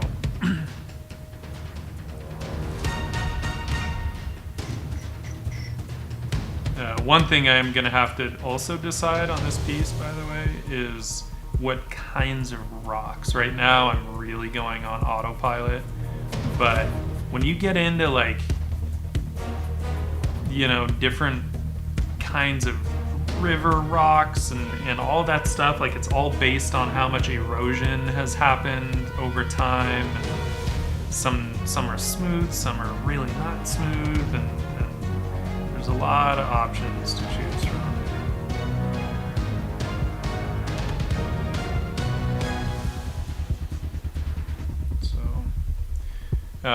But yeah, Willie, a limited palette is basically just limiting your colors, right? So rather than having every color at your disposal, in the case of traditional painting, analog painting, oils, watercolor, gouache, whatever, it might be like Anders Zorn was famous for what became known as the Zorn palette, right? Which is like the ketchup and mustard palette. It was ivory black, titanium white, and I believe alizarin crimson and yellow ochre or yellow ochre pale. Sometimes I've heard that he used cadmium red, not alizarin crimson. Cadmium red maybe makes a little more sense, but he was largely painting natural kinds of settings, and so the chances of getting that kind of hot red, not very good. So alizarin crimson makes a little more sense to me, but it's literally 4 colors, right? So alizarin crimson, yellow ochre pale, titanium white, and ivory black. And ivory black is a cool black, so if you add white to it and you put that gray next to alizarin crimson, it looks blue. Like, it doesn't look gray, it looks blue. And if you mix a little bit of the ivory black with the yellow ochre pale, you get green. You get basically like an olive green. And so you can pretty much get almost like the full spectrum, but because it's so limited, it automatically unifies the palette, and it's actually really hard to get muddy, like a really muddy painting that way, or at least harder. So that's what I mean by a limited palette. You could also do it with just the primaries and white, though that still opens up a lot more options for color mixing, right? If you did say a cadmium red medium, ultramarine blue, a cad yellow light, I would probably say, and then white. Although realistically, if I was gonna do that, I would probably go with alizarin crimson over cad red, but that's my personal preference.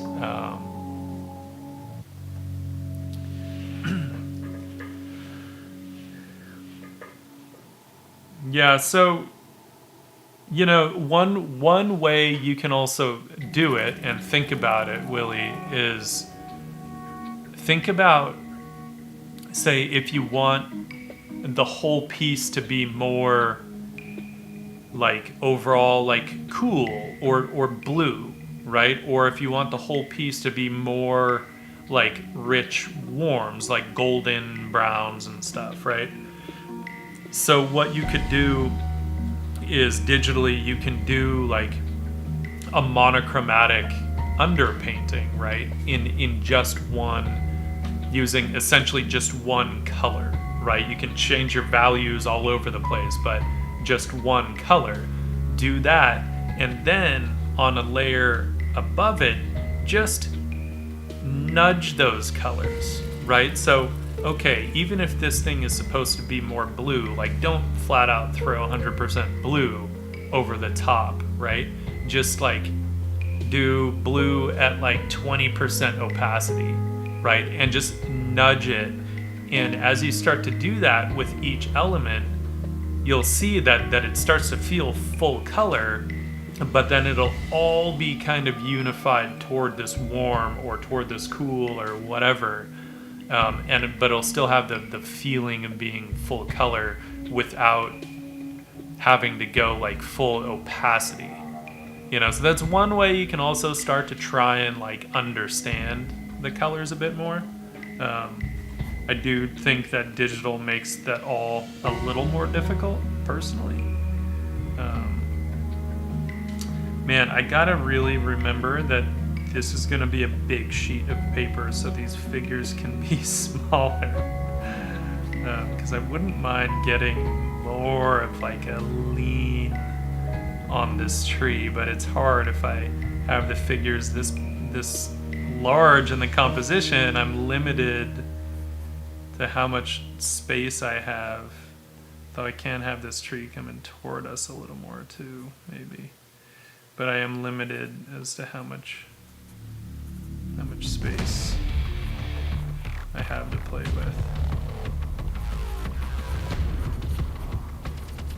But maybe I'll make the tree more sparse than what's here too, because that's sort of filling up the space and creating this weird like shape that's maybe a little too even for me. So I'd want to kind of break that up a little bit.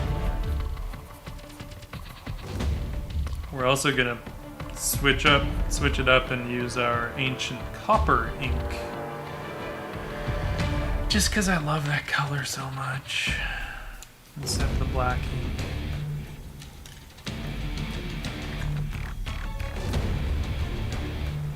So this, for anyone that's curious, is the standard extra fine nib that is on the Pilot Elabo.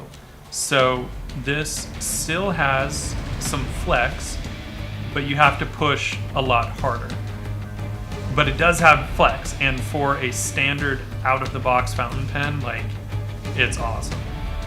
And you can still get, you know, some nice fine lines and some heavier lines.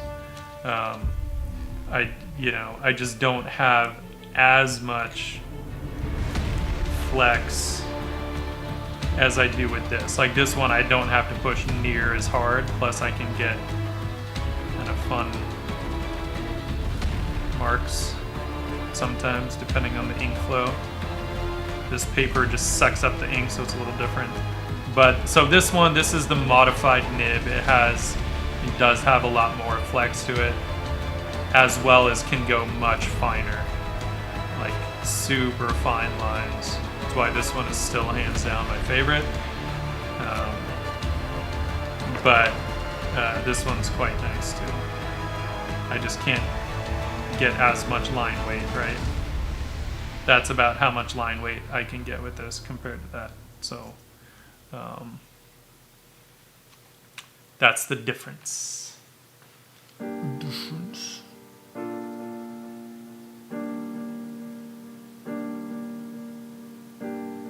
That's good. That's a good approach.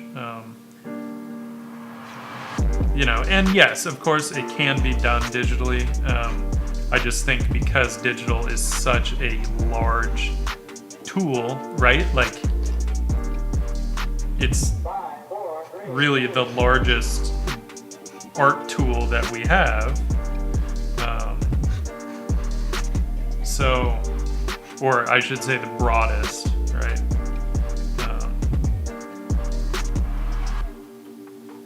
So it can make that stuff tricky sometimes.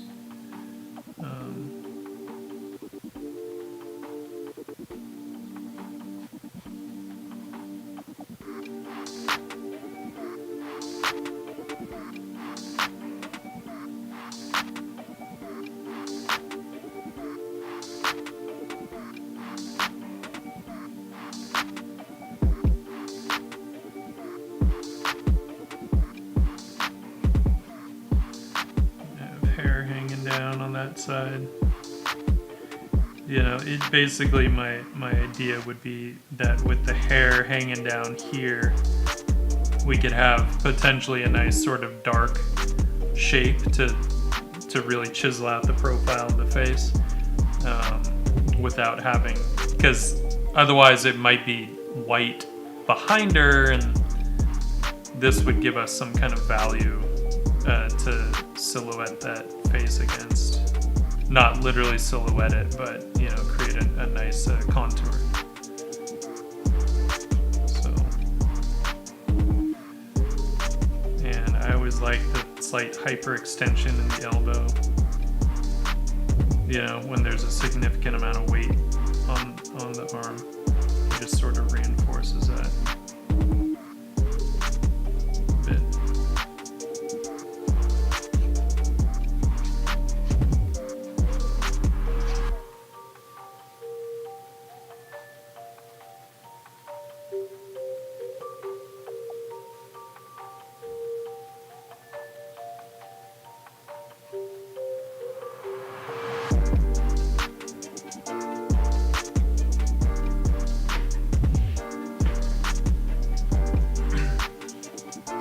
Yeah, I mean, I Like, I understand, like, a lot of principles in painting and stuff, but, sometimes that stuff still gets pretty hit or miss, even for me, Like, there are certain things that I'm very consistent with, because I have to be, for work. I have to know that if this thing comes a calling, that I can knock it out of the park. Because if I don't, then we don't get the job, and that's not a good thing. No pressure.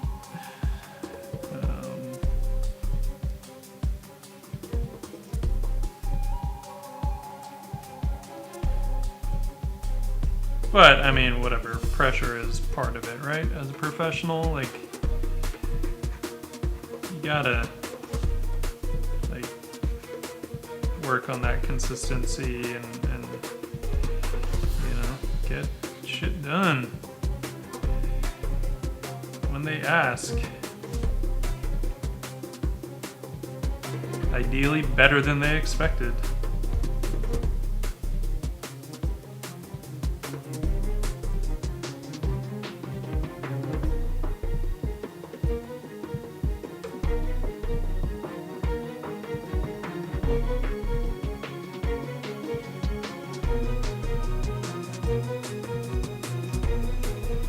I think one of the reasons that I also liked the idea of maybe them seeing each other for the first time is because, if they're friends, if they're pals and they're hanging out, then you're starting to try and capture a very fleeting expression, right? Which doesn't always lend itself to a more timeless image, right? That's why a lot of times in paintings, classical paintings and stuff, they didn't paint them like with a big smile. If they did, it was a very subtle smile, right? Because that was something that a model could actually hold. Two, there's a timelessness to it, whereas if you start to get too specific with the expression, it turns it into like a snapshot of a moment in time instead of a timeless, stretched out moment. So it all depends on what you're going for. Sometimes you want that snapshot. I mean, a lot of what I do for work is that. Like, they want this cut moment. Not easy to do either. How do I go about drawing twisted bodies? What do you mean by twisted? Do you mean like literally with a twist in the form? Or do you mean like monsters, like messed up kind of twisted bodies?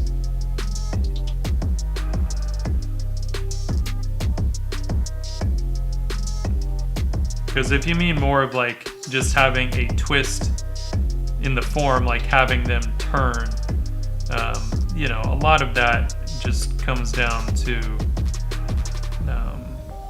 gesture, is how I would go about doing it. And I will show you in just a moment.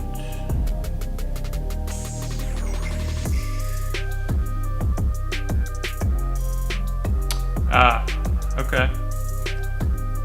Okay, so a twist in the body. Yeah, most of that is going to come down to like your understanding of anatomy and kinetics, right? The kinetics of the human body, the way that a single body kind of reacts and interacts to the different sections of the body, right? So when one turns, how does that affect the others? And how does weight shift affect all that stuff? So there is a bit of of kind of understanding of kinetics that needs to happen, at least if you're talking about like drawing that stuff from imagination, right? So, by the way, this part would all get very refined before I ever moved toward a final, because I don't really like how these are laid out. I probably should have addressed that, but I feel like it would also change if I made the figures a little smaller and give myself a little more room to play with how her form might sort of undulate in and out of the water.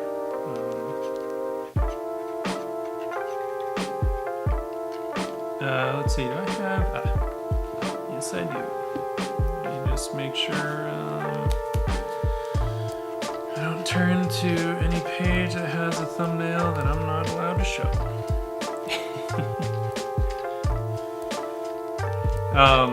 So, like, if you're talking about, you know, twisting forms, I'm trying to think.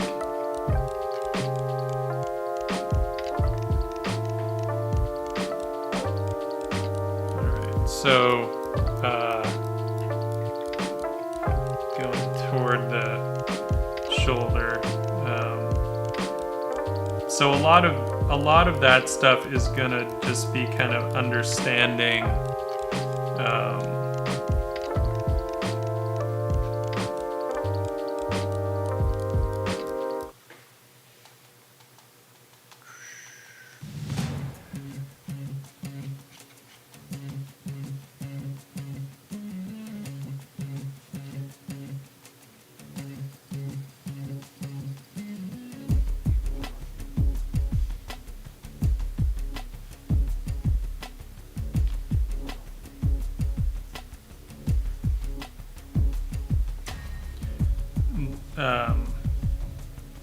like I say, the kinetics. So what I would consider is that center line. So if we have the center line going down the face, but then you're gonna get this center line kind of weaving around, right? So you have the front of the chest over here, right? But then it twists across to the front of the pelvis, right?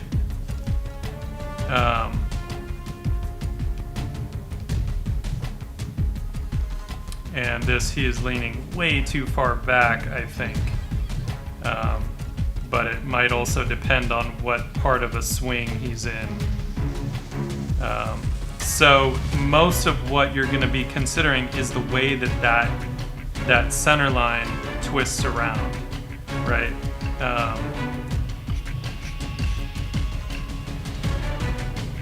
And so if we have it's going to be all about really these big forms. So, and it doesn't matter like what they're doing, right? So if we just have someone posing for like a figure drawing or something, right?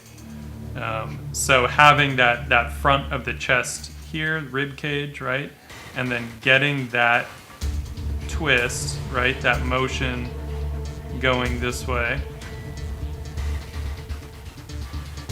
And then flipping that front line over to the other side where we have our pelvis going this way, right? So that is going to be most of what is going to determine, you know, and it doesn't have to even be that extreme. I'm trying to think of something that would be more of like even though like obviously baseball is a real world scenario, but like what normal people might do that might give them some twist, right? So like we could have someone that is like they're at the coffee shop and then they saw somebody they knew, so they're like, oh hey, they like kind of turn around in their chair, and you know, they're like yo. And depending on how engaged they are, maybe they're like completely, not completely, but like really kind of turned in their chair. So again, you're just looking at that center line, and their rib cage is pointed this way, but then they were still, you know, sitting in their chairs. So you know, maybe they have a leg up, you know, legs crossed or whatever.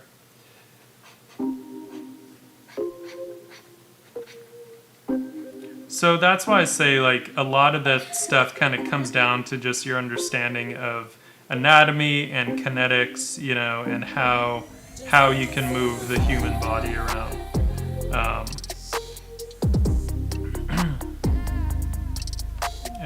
And it, you know, it takes some studying and observing, lots of observing. Taking poses yourself really helps because you feel where the twist is in your body. And that helps immensely to understand.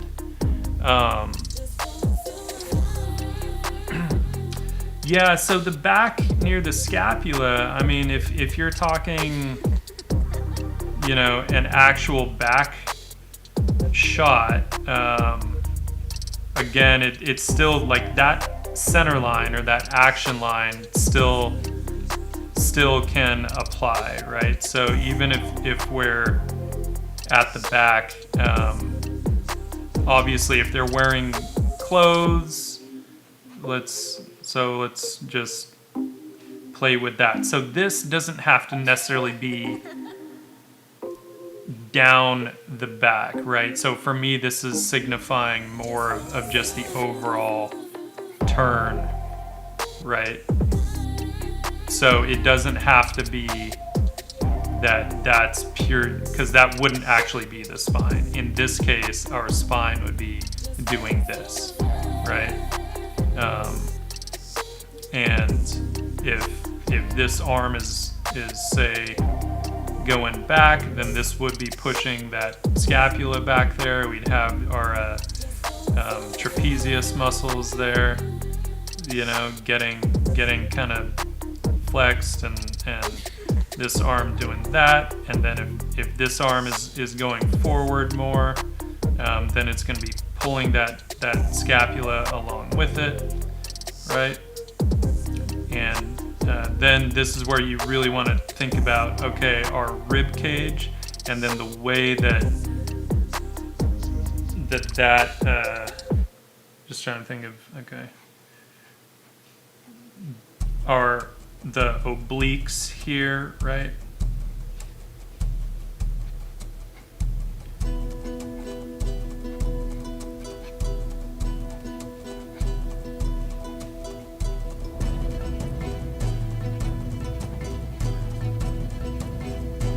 So it is kind of playing with we've got our line of action down the back here, but then that motion is gonna kind of like wrap around. Like I say, we've got these oblique muscles that can really help us with the twist in that body. Now, I mean, obviously, it depends on the type of form you're working with too, right? It could be a much heavier set person, but you're still gonna get that kind of action happening, right? Of going down here and around here, and then other lines of action too, with our scapula, and then the way that the triceps kind of interact with our lats here, right? And the deltoids and all that stuff. So I don't know if any of that was helpful. I hope it was helpful. not only did I decide to do that in pen, but I don't know. I probably could have thought it out a little bit more, but whatever. Whatevs. I like art questions. It also pushes me to sometimes try and understand things a little bit better. So, bring it on. Cool. Well, and you know, you can always like go back to the VOD and look at it again too. Sometimes it's like it's hard to also explain all the things that I'm doing. Like sometimes it all makes it in there, sometimes it doesn't, and maybe I end up drawing something that I don't totally explain. So, you know, it's not a perfect science.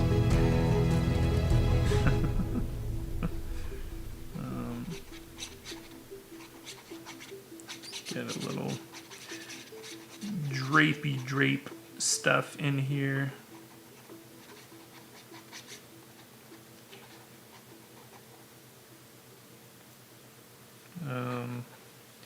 So with this, again, this is a very water soluble ink, so I will kind of like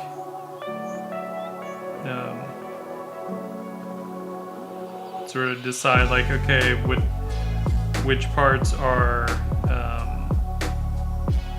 do I want to be darker and all that stuff, and I'll just put kind of more ink there.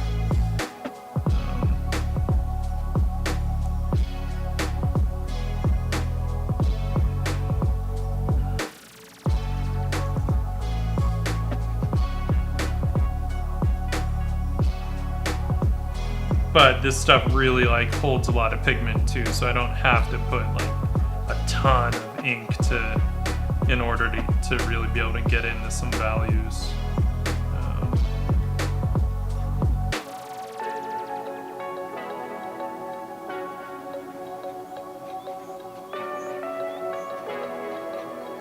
This would just be a very light background, just to sort of, again, give them that sort of solitude, you know? Who knows, maybe she's like the last Lamia. And so the fairy comes to keep her company, but it's like gotta be secret because no one else can know that there's a Lamia alive.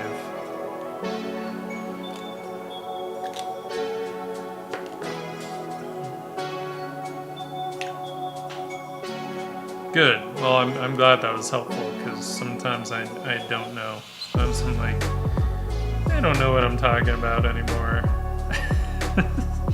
I lost sight.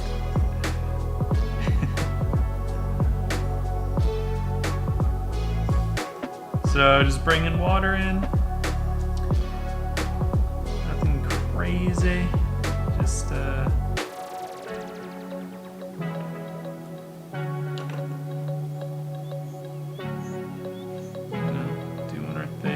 I absolutely love this ink. I love the color of it. It's really warm. You know, like sepia is nice and all, but sepia goes way green, right? Sepia tends to be, it's like kind of a greenish brown technically. Whereas like I love this warm copper color. Makes me happy. Gotta work with what makes us happy. So this is also diamine, just like the onyx black in the other fountain pen I was using. But this is ancient copper. Diamine inks, ancient copper. Again, it's a fountain pen ink, so water soluble, but it is archival. Beautiful ink. Absolutely love it.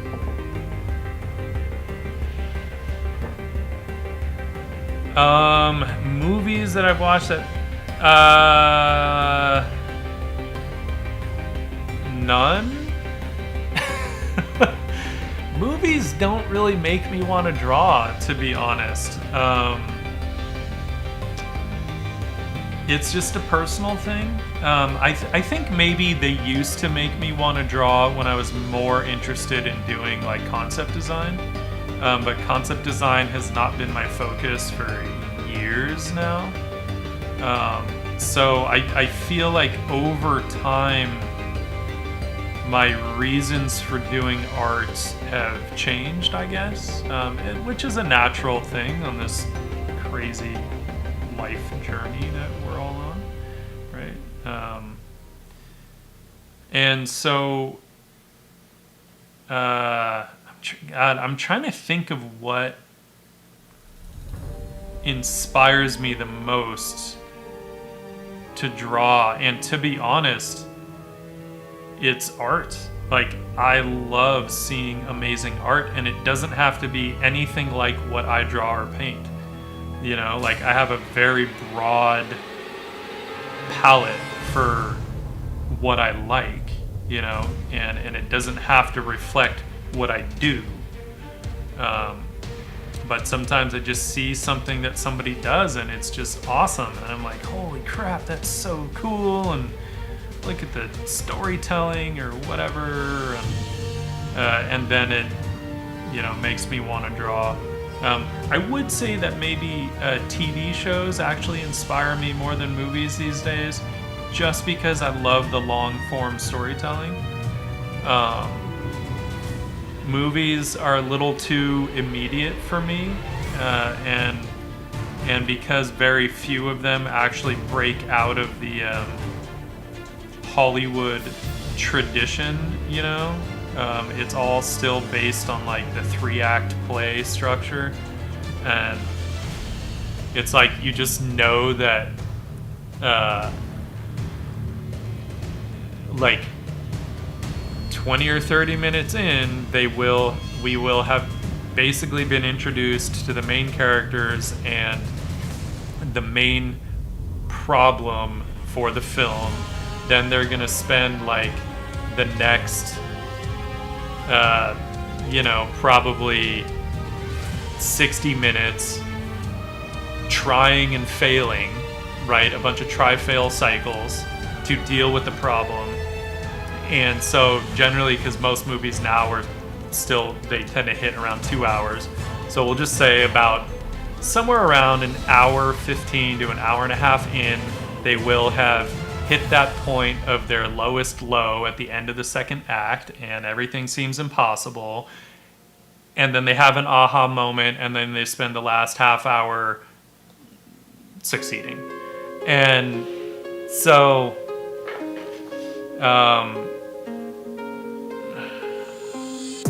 for real, dude, where's my mod view?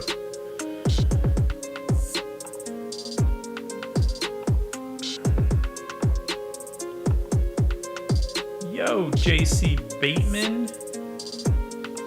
Goodbye. Suck it.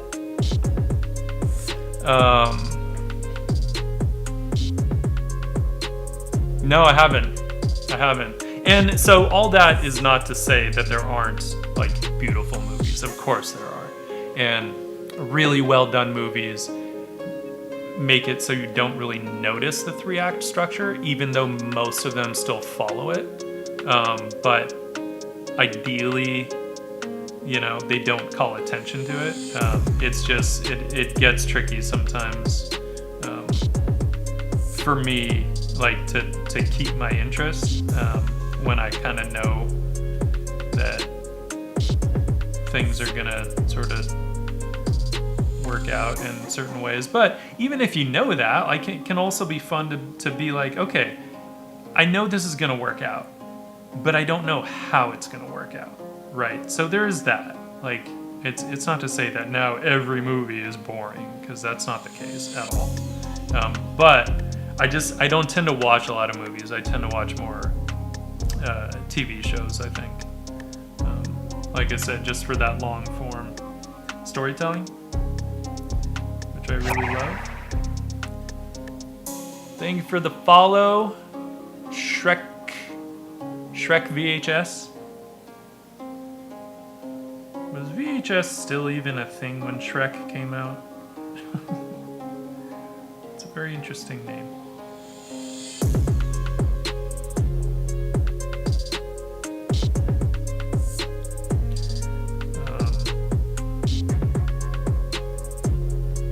But yeah, thank you for the follow.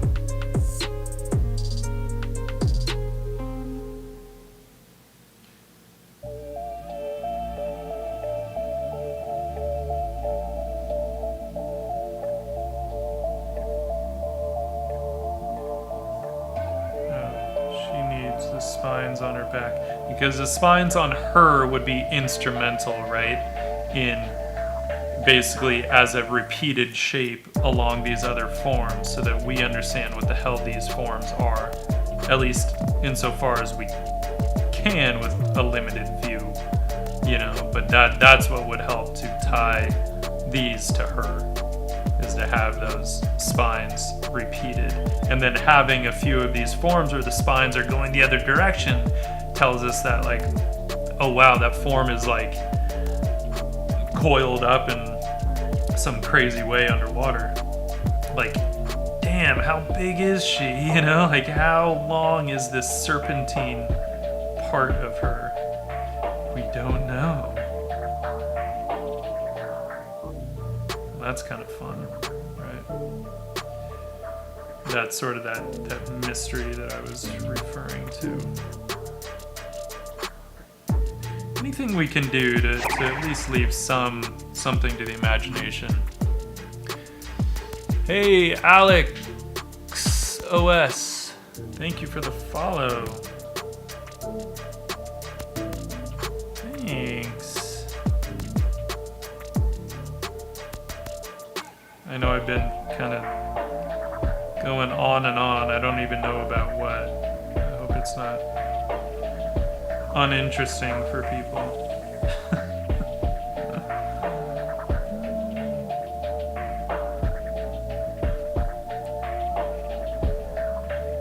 Work has just been insane. I mean, don't get me wrong. Super, super appreciative to have work, but you know, it was one of those like crazy things where the whole team worked straight through the weekend, like full days straight through the weekend to get everything done. And I thought maybe we'd kind of be able to chill out today, but nope.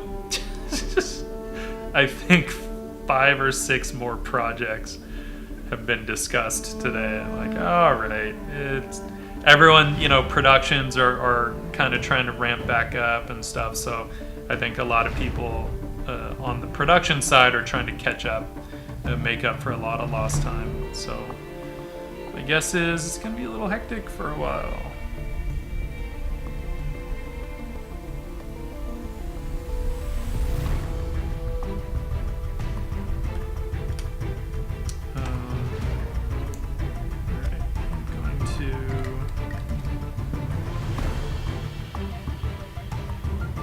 Oh, thanks, Alex. I appreciate it. I appreciate that. Let's see if Nightbot is working. Right? Has Nightbot posted anything? Nightbot, dude. Alex, thank you for the sub with the Prime sub. Thank you.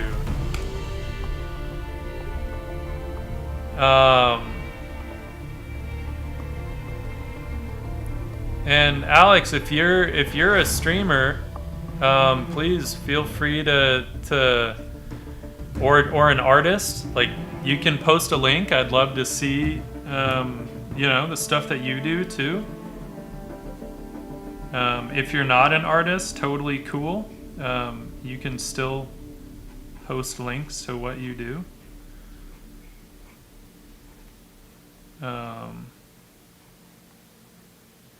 So those are links, I think, to pretty much my social media stuff. The shop, if you want some shirts, got some fun shirts. I'm wearing one of them right now, you know, of one of our cyber elves. I have a few of these, so you probably see this shirt a lot. But yeah, there's some fun stuff.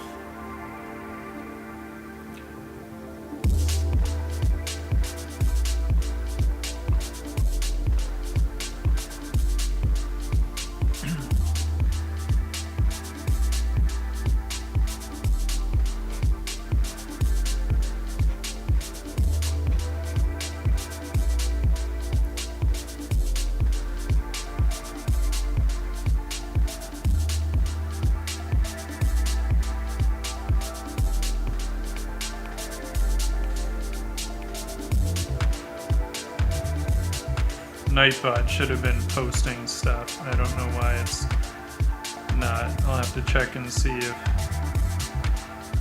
you know, every now and then like they'll change some kind of setting and then you gotta go in and like accept new stuff or whatever. I don't know. I just work here and draw stuff.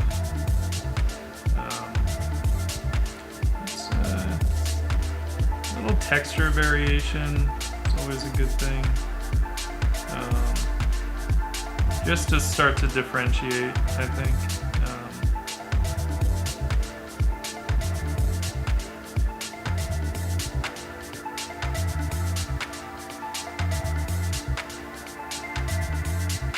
Especially as we get into these kinds of, you know, roughs, it can help to start to get a little more specific, I think,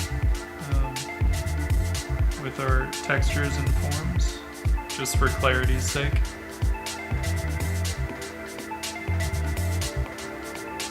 Oh wow, yeah.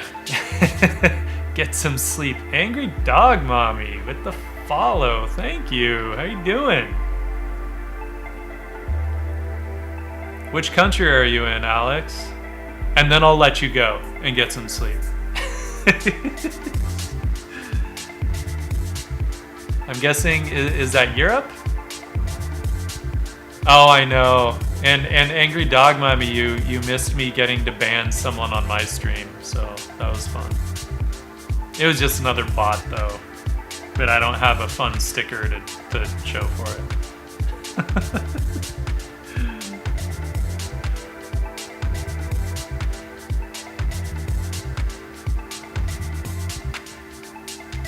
Chile. Wow, Chile is that much of a time difference? I didn't know that.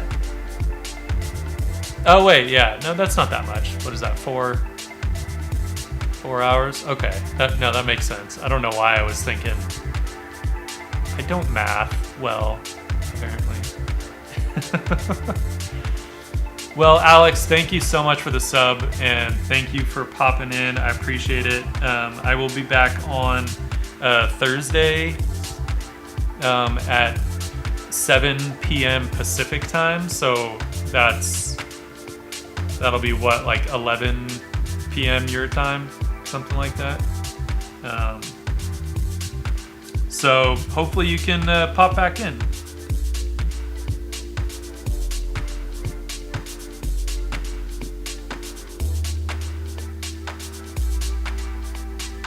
Angry Dog Mommy, did you guys have a good time on Autumn's stream? Is he still streaming, or did he cut out early today?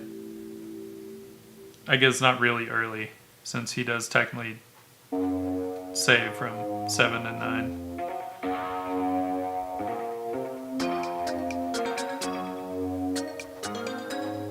I actually thought I might cut out early today. I wasn't sure how much I'd be able to like come up with as I was drawing. But it's gone okay so far, so not worried. Oh, nice. You have a good one, Alex. Thank you so much again.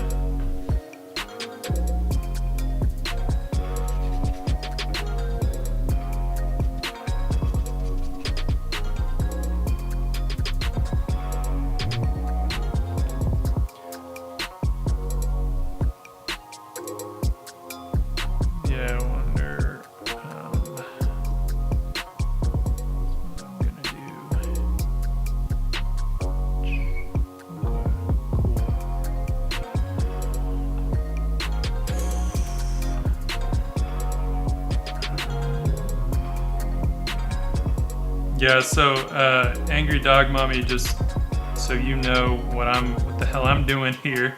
I want to do a couple of larger.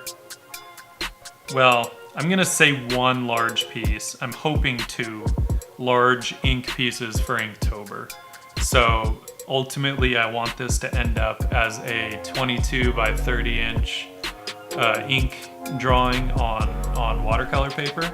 So I've just been thumbnailing, kind of trying to figure out what sort of composition I want, and playing with some different pens and inks along the way, because variety and all that. So that's what I'm doing right now. I was realizing, because initially I was like, okay, on the streams, I'm going to focus on stuff that has to do with my stories. But right now, my stories are more in a place where they just need writing on them, because they don't need art right now. So then I was like, all right, well, that doesn't make sense to force it. Plus, some of those things need a lot more thinking than what I can do on a live stream. It would be terribly boring otherwise. So I was like, all right, well, there have been other types of art projects I've been wanting to tackle as well. Might as well do that.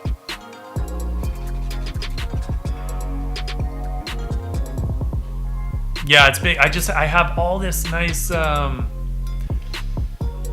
watercolor paper. So I'm like, I gotta use it. Yeah, so it's funny because we talked about the half submerged thing. There are a couple issues with it. One, I can't get anything right up to the camera other than the water, right? Because if the water is literally touching the lens, that's the closest thing to us. So if I want, a big rock, which I don't know if I do, because if I'm thinking of a big ink drawing, this could potentially end up being a very boring giant part in the composition. So this might not be the best solution. I might do something else. But then the other thing that being half submerged does is it immediately limits my perspective options. So that's what this was playing with, okay, is there something else I can do? And there is something nice about just seeing like parts of her snake form sort of coming out of the water in different ways. So there's something I like about that. I have not made any hard and fast decisions yet. So I'm not totally sold on one thing or another. So we'll see. We shall see.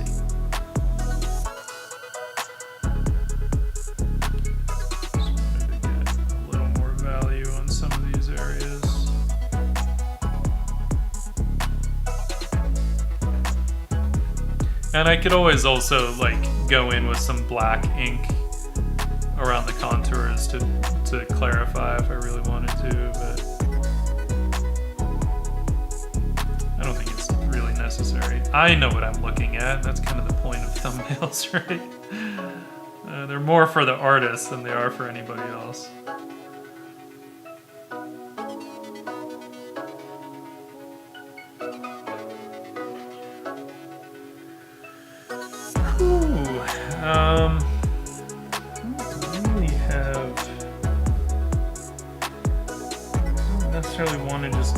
Bajillion of these. I feel like I'm gonna have to kind of look back through and then start to curate a little more and decide I like this aspect of this and this aspect of that.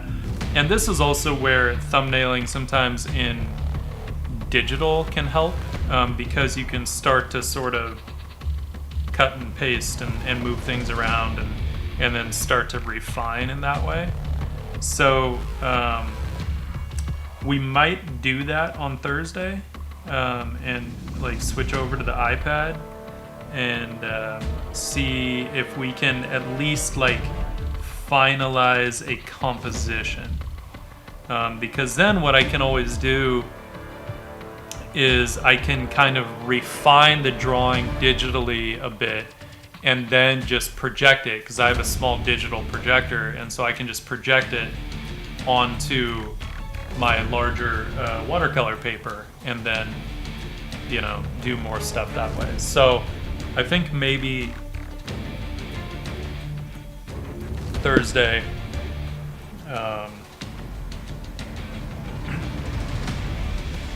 we'll switch over to the iPad and see if we can't like finalize some kind of a composition using some of these elements.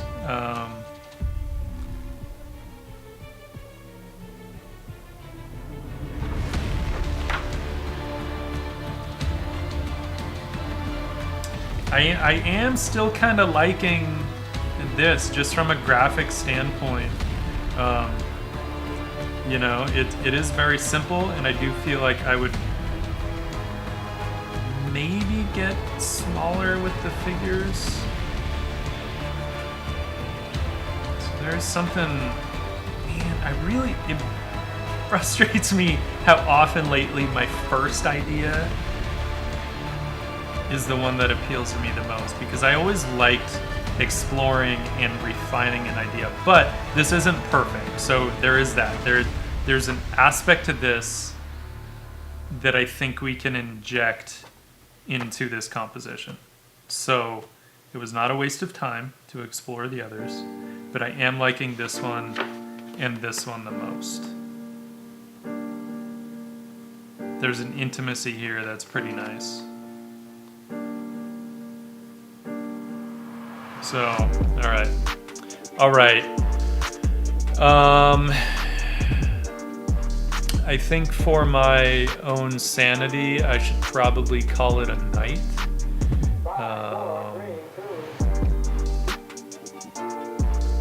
The orange is your fave, Shura? What is it about this one that you like? Just so I know. Oh, thanks, Angry Dog Mummy. It's funny because I was thinking a lot of Arthur Rackham when I was kind of doing these, because I felt like it was maybe a kind of composition he might kind of do.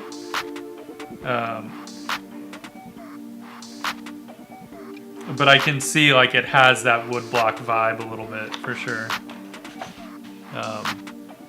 But yeah, sure, I'd be curious to know what it is you like about this one. Because it's always good to like kind of keep that stuff in mind, you know, because you don't want to throw out something that is maybe really working for the viewer, you know.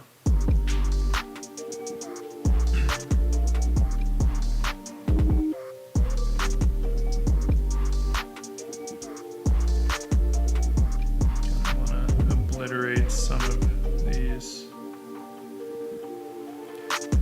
So it's a little trickier when the paper is still damp. If you throw marks on, they'll tend to like set into the paper a little more, so you can't quite obliterate them as much. Just FYI.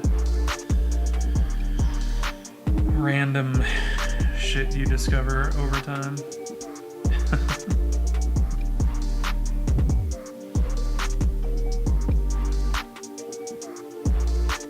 Yeah. I do like the angle. I think there's something about, I feel like there's something nice in this separation between them, that space that sort of pushes their two worlds apart, which I think is like, that's appealing to me.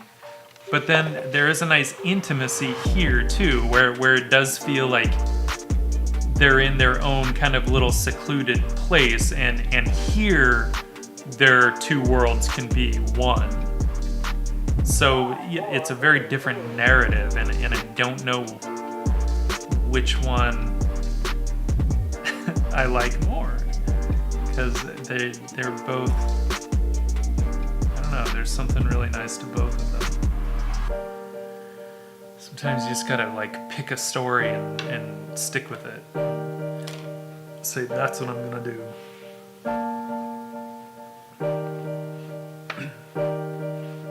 I think the only thing with this is this one, I could see maybe just moving her down just a little bit. Because one, I definitely don't need this giant rock. I think what I would do as a foreground element would probably maybe be a smaller rock, but then put like reeds or like cattails, like something that's more interesting to look at, knowing that the final will have a lot of line work. So I need something that would be interesting in lines, you know, whereas a rock just would not be. I don't, beyond just an exercise in mark making, you know, I don't think a rock would be the best way to go. But I think what I'll probably do is decide, like, okay, if this is basically going to be based on a weeping willow, one, I'm going to have to look up some reference to see if there are some specific shapes that I want to pull for weeping willows. Then I'll look into what sorts of plants will grow in tandem with weeping willows, which is a pretty broad range because weeping willows grow in a lot of different climates. So it's not like there are very specific plants, but I can choose. Like, we had weeping willows where I grew up in Northern California. So one of the things I was thinking, just taking from that Arthur Rackham inspiration, would be like thistles. Like, thistles are so much fun to draw and they have such cool shapes, but they could grow near, like, in this kind of environment that I have in my head. So that's one possibility. I might do something else entirely, I don't know. Something not so spiny, but it would be kind of fun because it would sort of mimic the spines on her, and I think that could be a really fun way to go about it. So we'll see. More research and more sketching will be involved.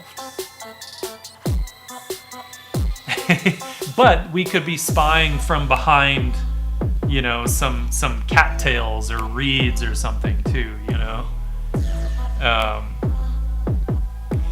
Hello, Sarah. Yes, so that's exactly kind of what one of my initial things was, that maybe they're like seeing each other for the first time. Like, they didn't know, like a fairy didn't know that lamias existed, and lamias didn't know that fairies existed. And so I was kind of thinking maybe they're seeing each other for the first time and they're kind of just staring at each other in awe, in a way. Like, so many similarities and yet so different, you know? And then this one was definitely more like a more intimate, like, this is where they meet and talk, because maybe they're not supposed to hang out, or I don't know, who knows what. Or I was saying maybe she's the last lamia, and so this is where she hides, and the fairy comes and like hangs out with her sometimes, but it has to be in secret so nobody finds out about her, something. So it definitely two very different narratives, and I don't know which I would run with, because I like them both. But sure, yes, I do want something in the foreground, just because I think it would help with depth, you know? A foreground, we have them in the middle ground, and then we have a sort of shallow background. And so just to have those different planes, I think would just help a lot, to create a little more interest. So anyway, lots to think about. I'll be back on Thursday, 7 p.m. Pacific time. I think we're in Pacific Daylight Time right now. I don't think we're in Standard Time. Right? Are we in PDT or PST? I don't know. That's why I just say Pacific Time. People can look it up for themselves. Whatever 7 p.m. Pacific Time is right now. So yeah, I'll be back Thursday. Do a bit more exploration, probably digital, but we'll see. It'll all depend on what my mood is on Thursday. So much work to do for work that I have to kind of play it by ear. We'll do something. It'll be cool, hopefully. Yeah, I'm glad, Angry Dog Mommy. I'm glad you stopped by. I think Autumn's still going, right? Is Autumn wrapping up, or should we raid him? Let's raid him, just because, even if he is wrapping up. It's okay if he's wrapping up. So we're gonna raid him anyway. Willie, thank you so much. Everyone on YouTube, thank you for joining us.